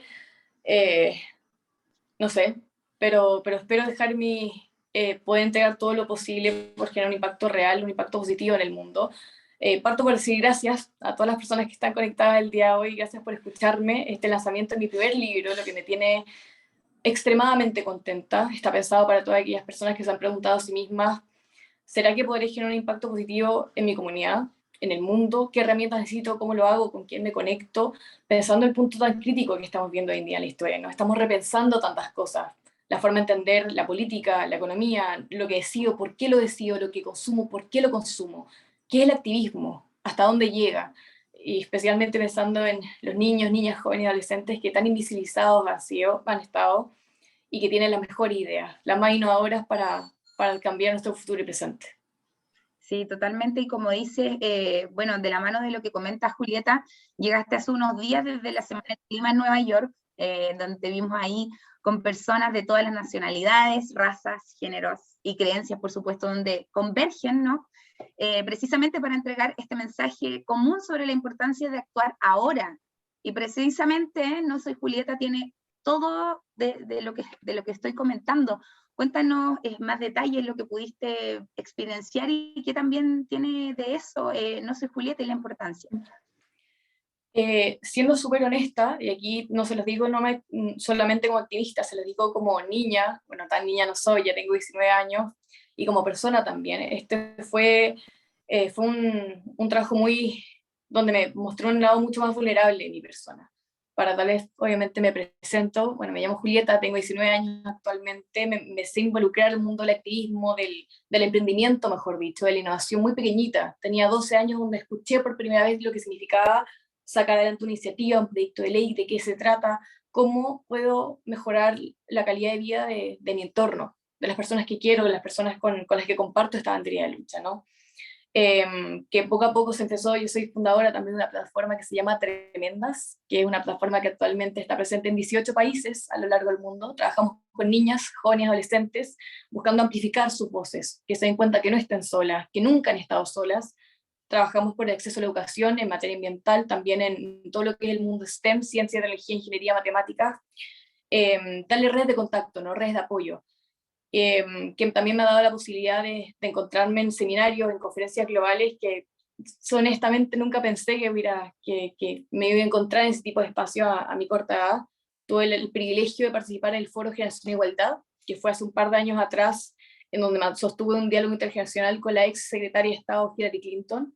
Conocí a figuras como presidente Macron, la actual vicepresidenta de Estados Unidos, Kamala Harris, Melinda Gates, que son instancias que literalmente te cambian la vida.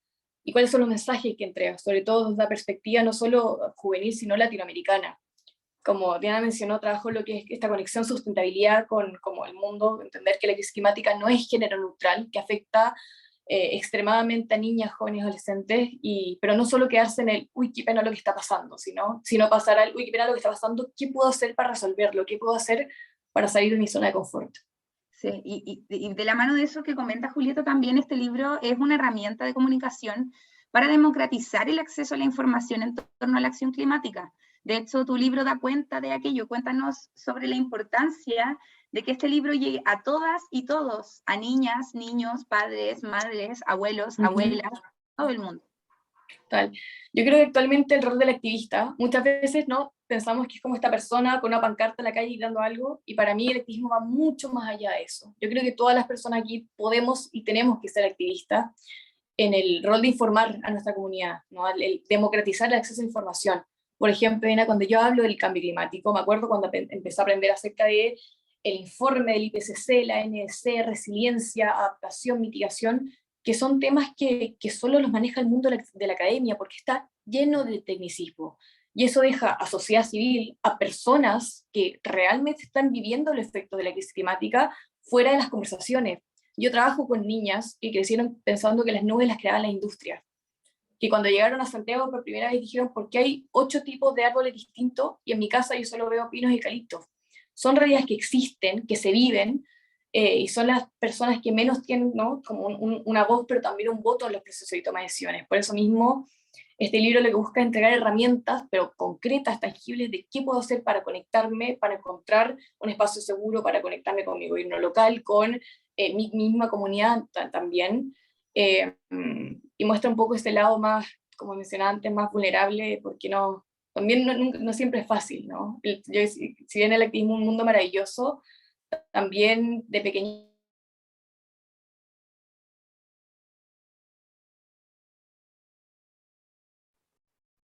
No sé si soy yo o veo a Julieta pegada o yo me pego. Si me pueden escribir, ya que estamos en vivo. Se pegó. Ah, ya. Que exponer. Julieta. Bueno, sabemos que estamos en vivo, obviamente. Así que tengamos paciencia para que Julieta... Uy, pero me voy, ¿no? Julieta. Porque me entró una llamada. Estoy de vuelta. ¿Julieta? Pero... Sí. Sí, me escucho, pero aquí estoy. ¿Estás ahí de nuevo? Sí, que justo le estaba comentando a las libreras, los libreros, que justamente estamos en vivo, eso es algo propio de estas transmisiones en vivo, así que obviamente sabemos que también tenemos que tener paciencia para afrontar este tipo de cosas, y por cierto, paciencia porque queremos escuchar todo lo interesante que nos está diciendo Julieta, porque este libro la verdad es que está sensacional. Y Julieta, quería saber si ya estás por ahí, ¿ya me escuchas bien?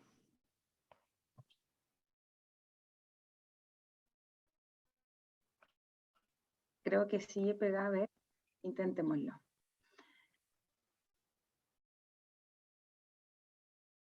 La Juli. Ya, esperemos un poquito más y vamos a poder seguir hablando con la Juli, mientras yo les cuento también que en este libro aborda 2 ejes de suma importancia, que es la sustentabilidad y la perspectiva de género, ya que debemos, por supuesto, avanzar por la implementación de proyectos a largo plazo y enfocarnos en transformar nuestra sociedad a partir de estos puntos. Y este libro es perfecto para eso, y nos llega para educarnos y educar también a quienes nos rodean, por cierto. Julieta. Regresado. Llegaste justo. Ana, te dio un perdón. No, tranquila. Decía a todas y todos que esto es muy normal que pase, y precisamente estaba comentando sobre los dos de los ejes súper importantes que abordas en el libro, la sustentabilidad y la perspectiva de género, porque obviamente debemos avanzar en esta implementación de proyectos a largo plazo, ¿no? Y enfocarnos en ir transformando nuestra sociedad a partir de estos puntos, y por cierto también a partir de este libro, que es como un pie, ¿no? Para poder ahondar en estos puntos y poder también educarnos al respecto, ¿no? Absolutamente. Fondo lo que trato de hacer un poco, lo que busqué hacer con este libro, más allá de centrarme en mi historia personal, ¿no? Porque yo puedo tener mis propias vivencias, pero entender que no todo el mundo tiene vive en los mismos contextos y mismas realidades, ¿no? Hablo mucho de un concepto que se va a repetir muchísimo a lo largo de todo el libro, suena como disco rayado, pero lo tengo súper claro, que tiene que ver con la interseccionalidad, ¿vale? Que es entender, en fondo, que estamos atravesando tantas problemáticas, tantas crisis, que es una necesidad entender que cada problemática está absolutamente conectada, que no son casos aislados. Por mucho tiempo hemos estado acostumbrados a trabajar la agenda de género por un lado, la agenda económica por otro lado, la agenda climática por otro lado, y te das cuenta que son temáticas que están absolutamente a la mano. Cuando yo hablo de que la crisis climática no es género neutral, muchas veces tengo como esta respuesta de qué estoy hablando, de qué se trata, a dónde vas. Pero después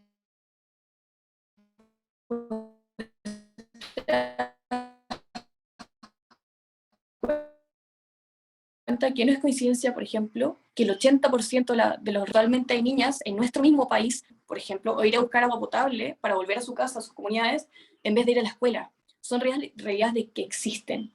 Y en base, primero que todo, está identificarlos, ¿no? Y después está el pasar a la acción. ¿Qué puedo hacer desde este espacio? ¿Qué puedo hacer a través de este teléfono, ¿no? Que ahora probablemente están escuchando si así a través de un teléfono o un computador? Tener acceso a Internet es tener acceso a un supercomputador. Herramientas fundamentales para no solo democratizar el acceso a la información, sino a exigirle hoy en día a personas que toman las decisiones, ¿no? ¿Qué podemos hacer? ¿Cuáles son las soluciones más urgentes que estamos hoy en día a nivel sociedad? Y que no solo se queden soluciones parche, sino que quede algo que sea ambicioso pero efectivo también. Totalmente, Julieta. Bueno, te quiero agradecer primero que todo por estar hoy con nosotras, con nosotros, por tu libro también, que yo también ya te di mi feedback al respecto. Creo que es una excelente herramienta para todos. A mí me gustó mucho leerlo, se lo recomiendo, pero absolutamente, porque creo que también para hacer una sociedad mucho mejor necesitamos educarnos al respecto, y partiendo con libros como este nos ayuda a tener una visión mucho más amplia y también entender que podemos ser agentes de cambio. Así que te agradezco mucho por eso, y cuéntanos si vas a estar disponible para actividades, qué es lo que se viene ahora en la agenda de No Soy Julieta. No estaré disponible, por supuesto que sí, por supuesto que sí. Lo que más quiero es poder encontrarme, no solo para presentar libros, sino para hablar de lo que significa ser agente de cambio, ¿no? Y yo sé que el inicio, cuando partí, lamentablemente no me sentí muy sola, que lo hablo harto en el libro, pasé por una época de bullying, no tuve muchas herramientas, y lo que me ayudó a salir adelante es darme cuenta de que nunca estuve sola, y que las soluciones son posibles, y que han estado por mucho tiempo, pero lo importante no solo se trata de conversarlo, ¿no? Sino también de implementarlo. Así que feliz de establecer diálogos, de poder generar puntos de encuentro, absolutamente. Buenísimo, muchas gracias, Julieta, y nos vemos ahí durante el mes, y gracias nuevamente por No Soy Julieta. Vamos con todo. Gracias a ti y gracias a ustedes. Y bueno, ahora los invito a revisar el siguiente título, Mírame, que también lo tengo por acá, que está preciosa esta portada, de la influencer y makeup artist by Monroe. Un testimonio que nos invita a buscar nuestra identidad, un libro que nos invita a creer en nosotros mismos y a confiar en que estamos a la altura de alcanzar todos nuestros sueños. Bienvenida, Bai, ¿cómo estás? Hola, súper bien, muy feliz de estar aquí en esta instancia donde les puedo hablar de mi libro. Sí, buenísimo. Bai, yo también tuve el honor de poder leer tu libro. Primero comentémosle a los libreros, libreras, sobre ti, por qué te inspiraste en escribir este libro, por qué te aprovechas también, les cuento a quienes están conectados que tú tienes unas redes sociales súper potentes, entonces, tanto en Instagram como en TikTok, y eso también es súper importante para que puedas poner y visibilices, por cierto, Mírame, este libro que cuenta tu historia. Sí, bueno, primero agradecer que están aquí presentes y saludarlos, que se quedaron hasta el final para escuchar sobre mi libro también. Y bueno, mi nombre es Baitiara Alarcón, tengo 26 años, yo soy influencer actualmente de las redes sociales, donde hago maquillaje, hago humor, hago TikTok, hago videos en general. Y existía cierto misterio en las redes sociales de cómo aparecí yo en este radar de la nada, por decirlo así, y empezaron a crear como muchos rumores, empezaron a decir muchas cosas sobre mí que obviamente no eran ciertas, porque yo era muy hermética con mi historia. Entonces pensé que de alguna manera mi historia podría servir de inspiración quizás para la juventud que me sigue, y dije, ¿por qué no hacerlo en un libro? ¿Por qué no generar como esta instancia para que puedan leerme, para que puedan ver mis pensamientos más íntimos, pero no de una manera como tan expuesta en las redes sociales, sino más íntima, como un librito, leer, explayarme con mis palabras? Sí, totalmente. Bai, de hecho, creo que es una excelente como jugada el hecho de que, por ejemplo, tengas en Instagram 1,1 millón de seguidores y que puedas llegar con esta historia precisamente a ellos. En TikTok, ¿cuántos seguidores tienes, Bai?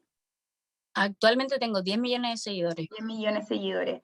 Y es súper, lo quería poner en el tema porque igual en el fondo, claro, independiente que sean tus seguidores, ¿cierto?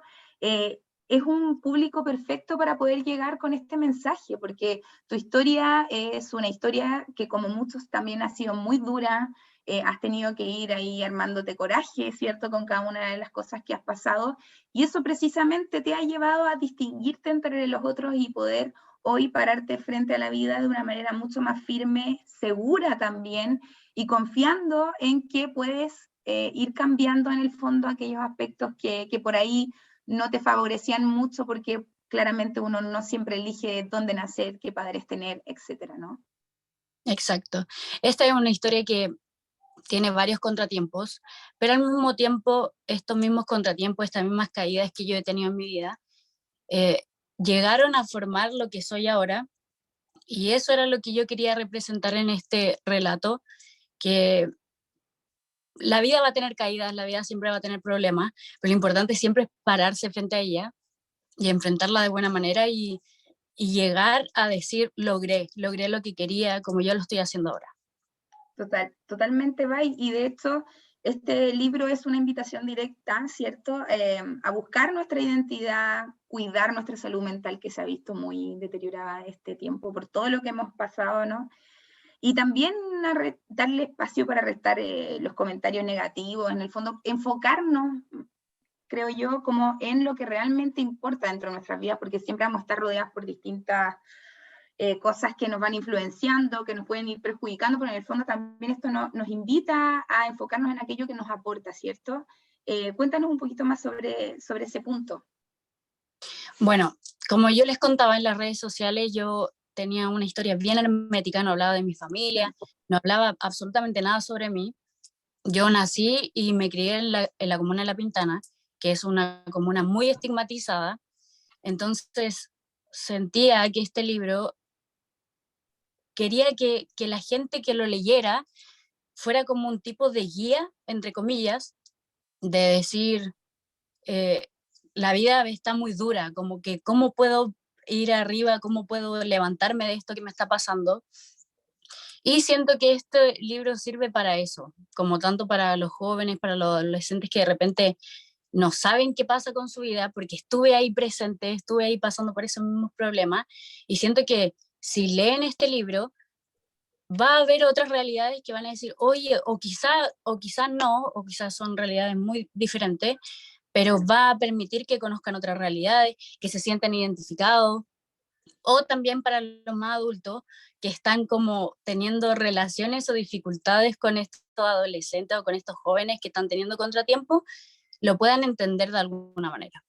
Claro. Así que es un libro bien bonito, es mi primer libro, así que estoy súper emocionada. Sí, nosotros también emocionados, Bai, por cierto, les quiero contar un detalle muy bonito, porque en el fondo, claro, la Bai va comentando, ¿cierto?, de partes de su historia, pero ella además tiene otro talento, que es, no sé si lo alcanzan a ver, pero este libro cuenta con ilustraciones. Bai, ¿lo ves bien tú ahí? Sí, yo lo veo súper. Ya, entonces me imagino que todos lo están viendo, entonces hay ilustraciones de nuestra autora que están preciosos y que por cierto van también de la mano con el tema que va tocando. Les quiero mostrar otra. Mira, por ejemplo, cuando habla sobre el estilo que tenía Baito, aquí este es sobre rockabilly y está espectacular. ¿Ahí lo ven? Sí, mira ahí. Voy a hacer un paseíto. Ahí está, sí, maravilloso. De leerlo es como una lectura muy rápida, hace que las ilustraciones puedan plasmar un poco la visión que yo tengo de lo que estoy hablando y que el lector se sienta un poquito más cercano a lo que yo quiero expresar. Sí, totalmente. A mí me encantó cómo quedó, de verdad estoy súper feliz y espero que también ustedes los puedan leer a los y a las libreras que están aquí presentes. Yo creo que les va a gustar mucho porque es una lectura que sirve tanto para adultos, para jóvenes, para niños, y va a ser bien emocionante leerlo para ustedes. Sí, totalmente, una historia súper importante, súper emocionante, como dices tú, Bai, y también súper inspiracional una historia que necesitamos, por cierto, poder leer y también para empatizar y para ayudar a tantos otros que nos rodean. Así que, Vai, cuéntanos, cuéntales a las librerías y libreros si vas a estar disponible durante este mes. Cuéntanos un poquito. Sí, yo estoy completamente disponible para cualquier tipo de idea, para cualquier tipo de actividad que tengan ganas de hacer, ya sea online o de manera física. Si quieren invitarme al sur, al norte, a cualquier parte, yo feliz, porque nunca he ido al sur, nunca he ido al norte, así que tengo ganas de hacer cositas. Ya saben, la invitación fue directa, así que hay cualquier cosa, nos contactan y va, y bueno, todas las mejores energías para que vaya bien a Mírame.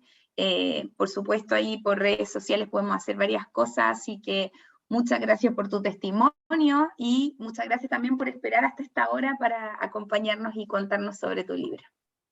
No, gracias a ustedes igual por escucharme y por darme esta instancia de compartir mi historia. Buenísimo, un besito, que estén muy bien, bye. Chao, gracias. Chao a ti, gracias. Y pasamos ahora a un libro que calza perfecto en este mes de octubre que ya se aproxima. Regresan por ti. La segunda parte de la novela de fantasía Vienen por ti, de la periodista y escritora nacional Andrea Larrabe. ¿Quieren saber qué nos trae esta segunda entrega? Los invito a revisar el siguiente video que nos envió la autora, quien está viviendo en el extranjero y también por temas de horario le fue imposible estar aquí hoy. Vamos a ver el siguiente video. Hola, mi nombre es Andrea Larrabe, soy la autora de la novela Regresan por ti. Este libro es una secuela de mi primer libro publicado en 2019, que es Vienen por ti, y sigue una familia maldita que trabaja para el diablo, especialmente a su protagonista, una chica de 17 años, Esté Devero, que en la primera novela se debe enfrentar a darse cuenta si efectivamente este estilo de vida es tan genial como ella siempre se ha imaginado. Y ahora en la secuela la vemos tratándose de adaptar a una realidad completamente distinta a lo que ella estaba acostumbrada, y más encima tener que enfrentar distintos peligros que jamás se había esperado. La primera novela tuvo una muy buena recepción, además que para el próximo año están trabajando en un musical inspirado en Vienen por ti, que es muy emocionante, ya están trabajando con toda esa música, así que es una historia que ha traspasado el tema de los libros y eso ha sido realmente espectacular. Yo soy creadora de contenido, tengo un canal de YouTube y también redes en Instagram y TikTok, y siento que eso también ha ayudado a que más personas llegaran a Vienen por ti y que ahora estén a la espera de Regresan por ti. Así que me encantaría que ojalá el libro pudiese estar en la mayor cantidad de librerías posible. A veces me preguntaban como, oh, no lo puedo encontrar o no está en tal librería, entonces sería genial que pudiese estar en la mayor cantidad de lugares posible, y también que sepan que cuentan conmigo, con mi total disposición a hacer entrevistas o distintos tipos de actividades que ustedes quieran en las librerías para promocionar el libro. Es un proyecto que va con mucho cariño, es una novela juvenil que tiene toques de horror, fantasía, romance, y que sigue con todo este mundo un poco escalofriante, misterioso, que comenzó con Vienen por ti. Así es que espero que les guste y espero que sea un libro que guste a la audiencia y que se venda bien también. Como decía ahí la autora, una excelente opción para Halloween, una segunda parte bastante esperada, así que totalmente recomendado Regresen por ti. Y nosotros seguimos con Hija del Guardián del Fuego, una potente historia contra el racismo que Netflix llevará próximamente a la pantalla, un thriller protagonizado por una adolescente nativa americana que tiene que erradicar la corrupción en su comunidad. Una novela adictiva en la que las cuestiones sobre la identidad y la opresión se mezclan con una trama de misterio y secretos que engancharán hasta la última página. Damos paso a La Guardiana de las Ciudades Perdidas de Shannon Messenger, la saga bestseller que se basa la nueva superproducción de Disney que se prepara para ser dirigida nada menos que por Ben Affleck. Mundos alternativos, acción trepidante y una historia de amor. Y seguimos con Escalofríos, un libro que combina terror con unos toques de humor muy característicos del autor Robert Lorenstein, quien es considerado el Stephen King de la literatura infantil y juvenil. Historias que hablan, por ejemplo, de un niño que odia los insectos y lo empieza a ver por todas partes. La piel de un jugador de baloncesto que se deshace, pero nadie más lo puede ver. Y otra historia de amigos que se encuentran un agujero en el suelo que se hace cada vez más y más grande. Otra historia ideal para este Halloween que ya se aproxima. Y seguimos con 1984, una de las grandes obras de la literatura infantil y juvenil que no pueden faltar en ninguna biblioteca. La obra maestra de George Orwell, uno de los libros más influyentes del siglo XX, una edición íntegra ilustrada con un diseño de lujo. Y si hablamos de clásicos, Heidi de Johanna Spyri es uno de ellos, considerada además una obra maestra de la literatura suiza. Les presentamos esta nueva edición íntegra e ilustrada de uno de los personajes que vive en el ideario colectivo y despierta la nostalgia de muchas generaciones. Y para finalizar nuestros títulos infantiles y juveniles, Lo quiero hacer con Kai y Emma, unas vacaciones intensas. Escrito por la experta de crianza consciente Miriam Tirado, y en este segundo libro de la colección Kai y Emma, no pueden resistirse a preguntar todas las dudas que tienen sobre sus vacaciones. Ahí también hay otro video que les va a mostrar el interior de este hermoso libro. Como les decía, los niños empiezan a hacer preguntas sobre las vacaciones, el hito, imagínense, más ansioso y deseado del verano. Un libro para aprender junto a niñas y niños a manejar las emociones. Y les aprovecho, sí, es precioso el libro, de verdad. Y les aprovecho de recordar que tenemos nuestra cuenta infantil, que ya empezamos hace un año, para que nos vayan a seguir, para que nos etiqueten cuando tengan una novedad infantil, Penguin Kids CL. Así que ahí los dejo invitadísimos para que nos contactemos por esa vía y podamos tener ahí feedback con nuestras novedades y hagamos reels y todo ese tipo de cosas. Y ahora regresamos con Patricio Madrid. Gracias, Diana. Así es, y vamos a revisar ya en esta última etapa nuestras distribuciones de las editoriales Blackie Books y Anagrama, y como siempre partimos con Blackie Books y el gran libro de los gatos. El año pasado publicamos el gran libro de los perros, pero por cada autor que escribe sobre un perro, hay 10 que lo hacen sobre los gatos.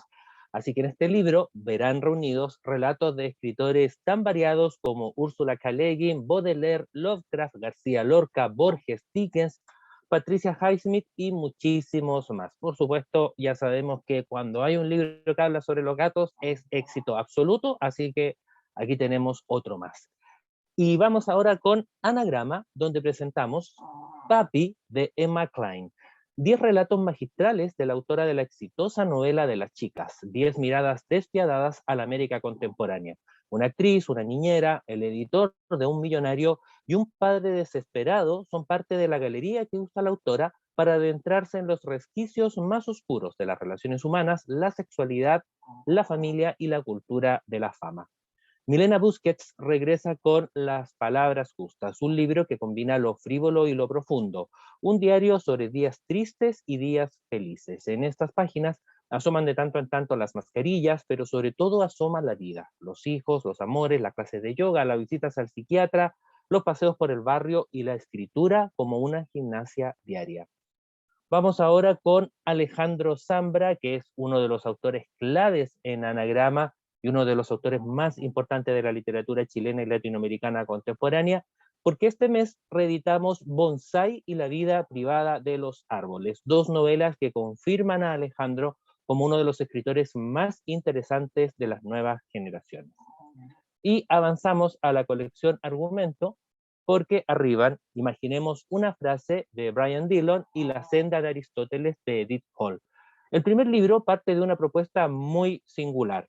El autor reúne frases, no necesariamente las más célebres ni las más trascendentales, de 27 escritores, desde Shakespeare a algunos actuales, y cada una de ellas da pie a una breve, sagaz e inteligente ensayo. En el segundo, en el de Edith Hall, ella nos ofrece una actualización del pensamiento aristotélico junto con una interesante y original propuesta, emplearlo hoy, 2400 años después, para cambiar nuestra vida. Y cerramos con la colección Compacto, donde presentamos la biblioteca Highsmith, con los 5 títulos que dan vida al atractivo y peculiar Tom Ripley. El talento de Mr. Ripley, La máscara de Ripley, El amigo americano, Tras los pasos de Ripley y Ripley en peligro, que llegan en esta colección con atractivas portadas. Y vamos ahora con Diana Carmona. Diana. Así es, Pato, para contarles que en octubre promoveremos nuestra campaña que ya se encuentra disponible en penguinlibros.com/cl, con libros relacionados a la festividad de la Noche de Brujas y Halloween. Lo mejor del terror, espectros, vampiros, zombies, brujas y otros tantos seres mitológicos para esperar la noche del 31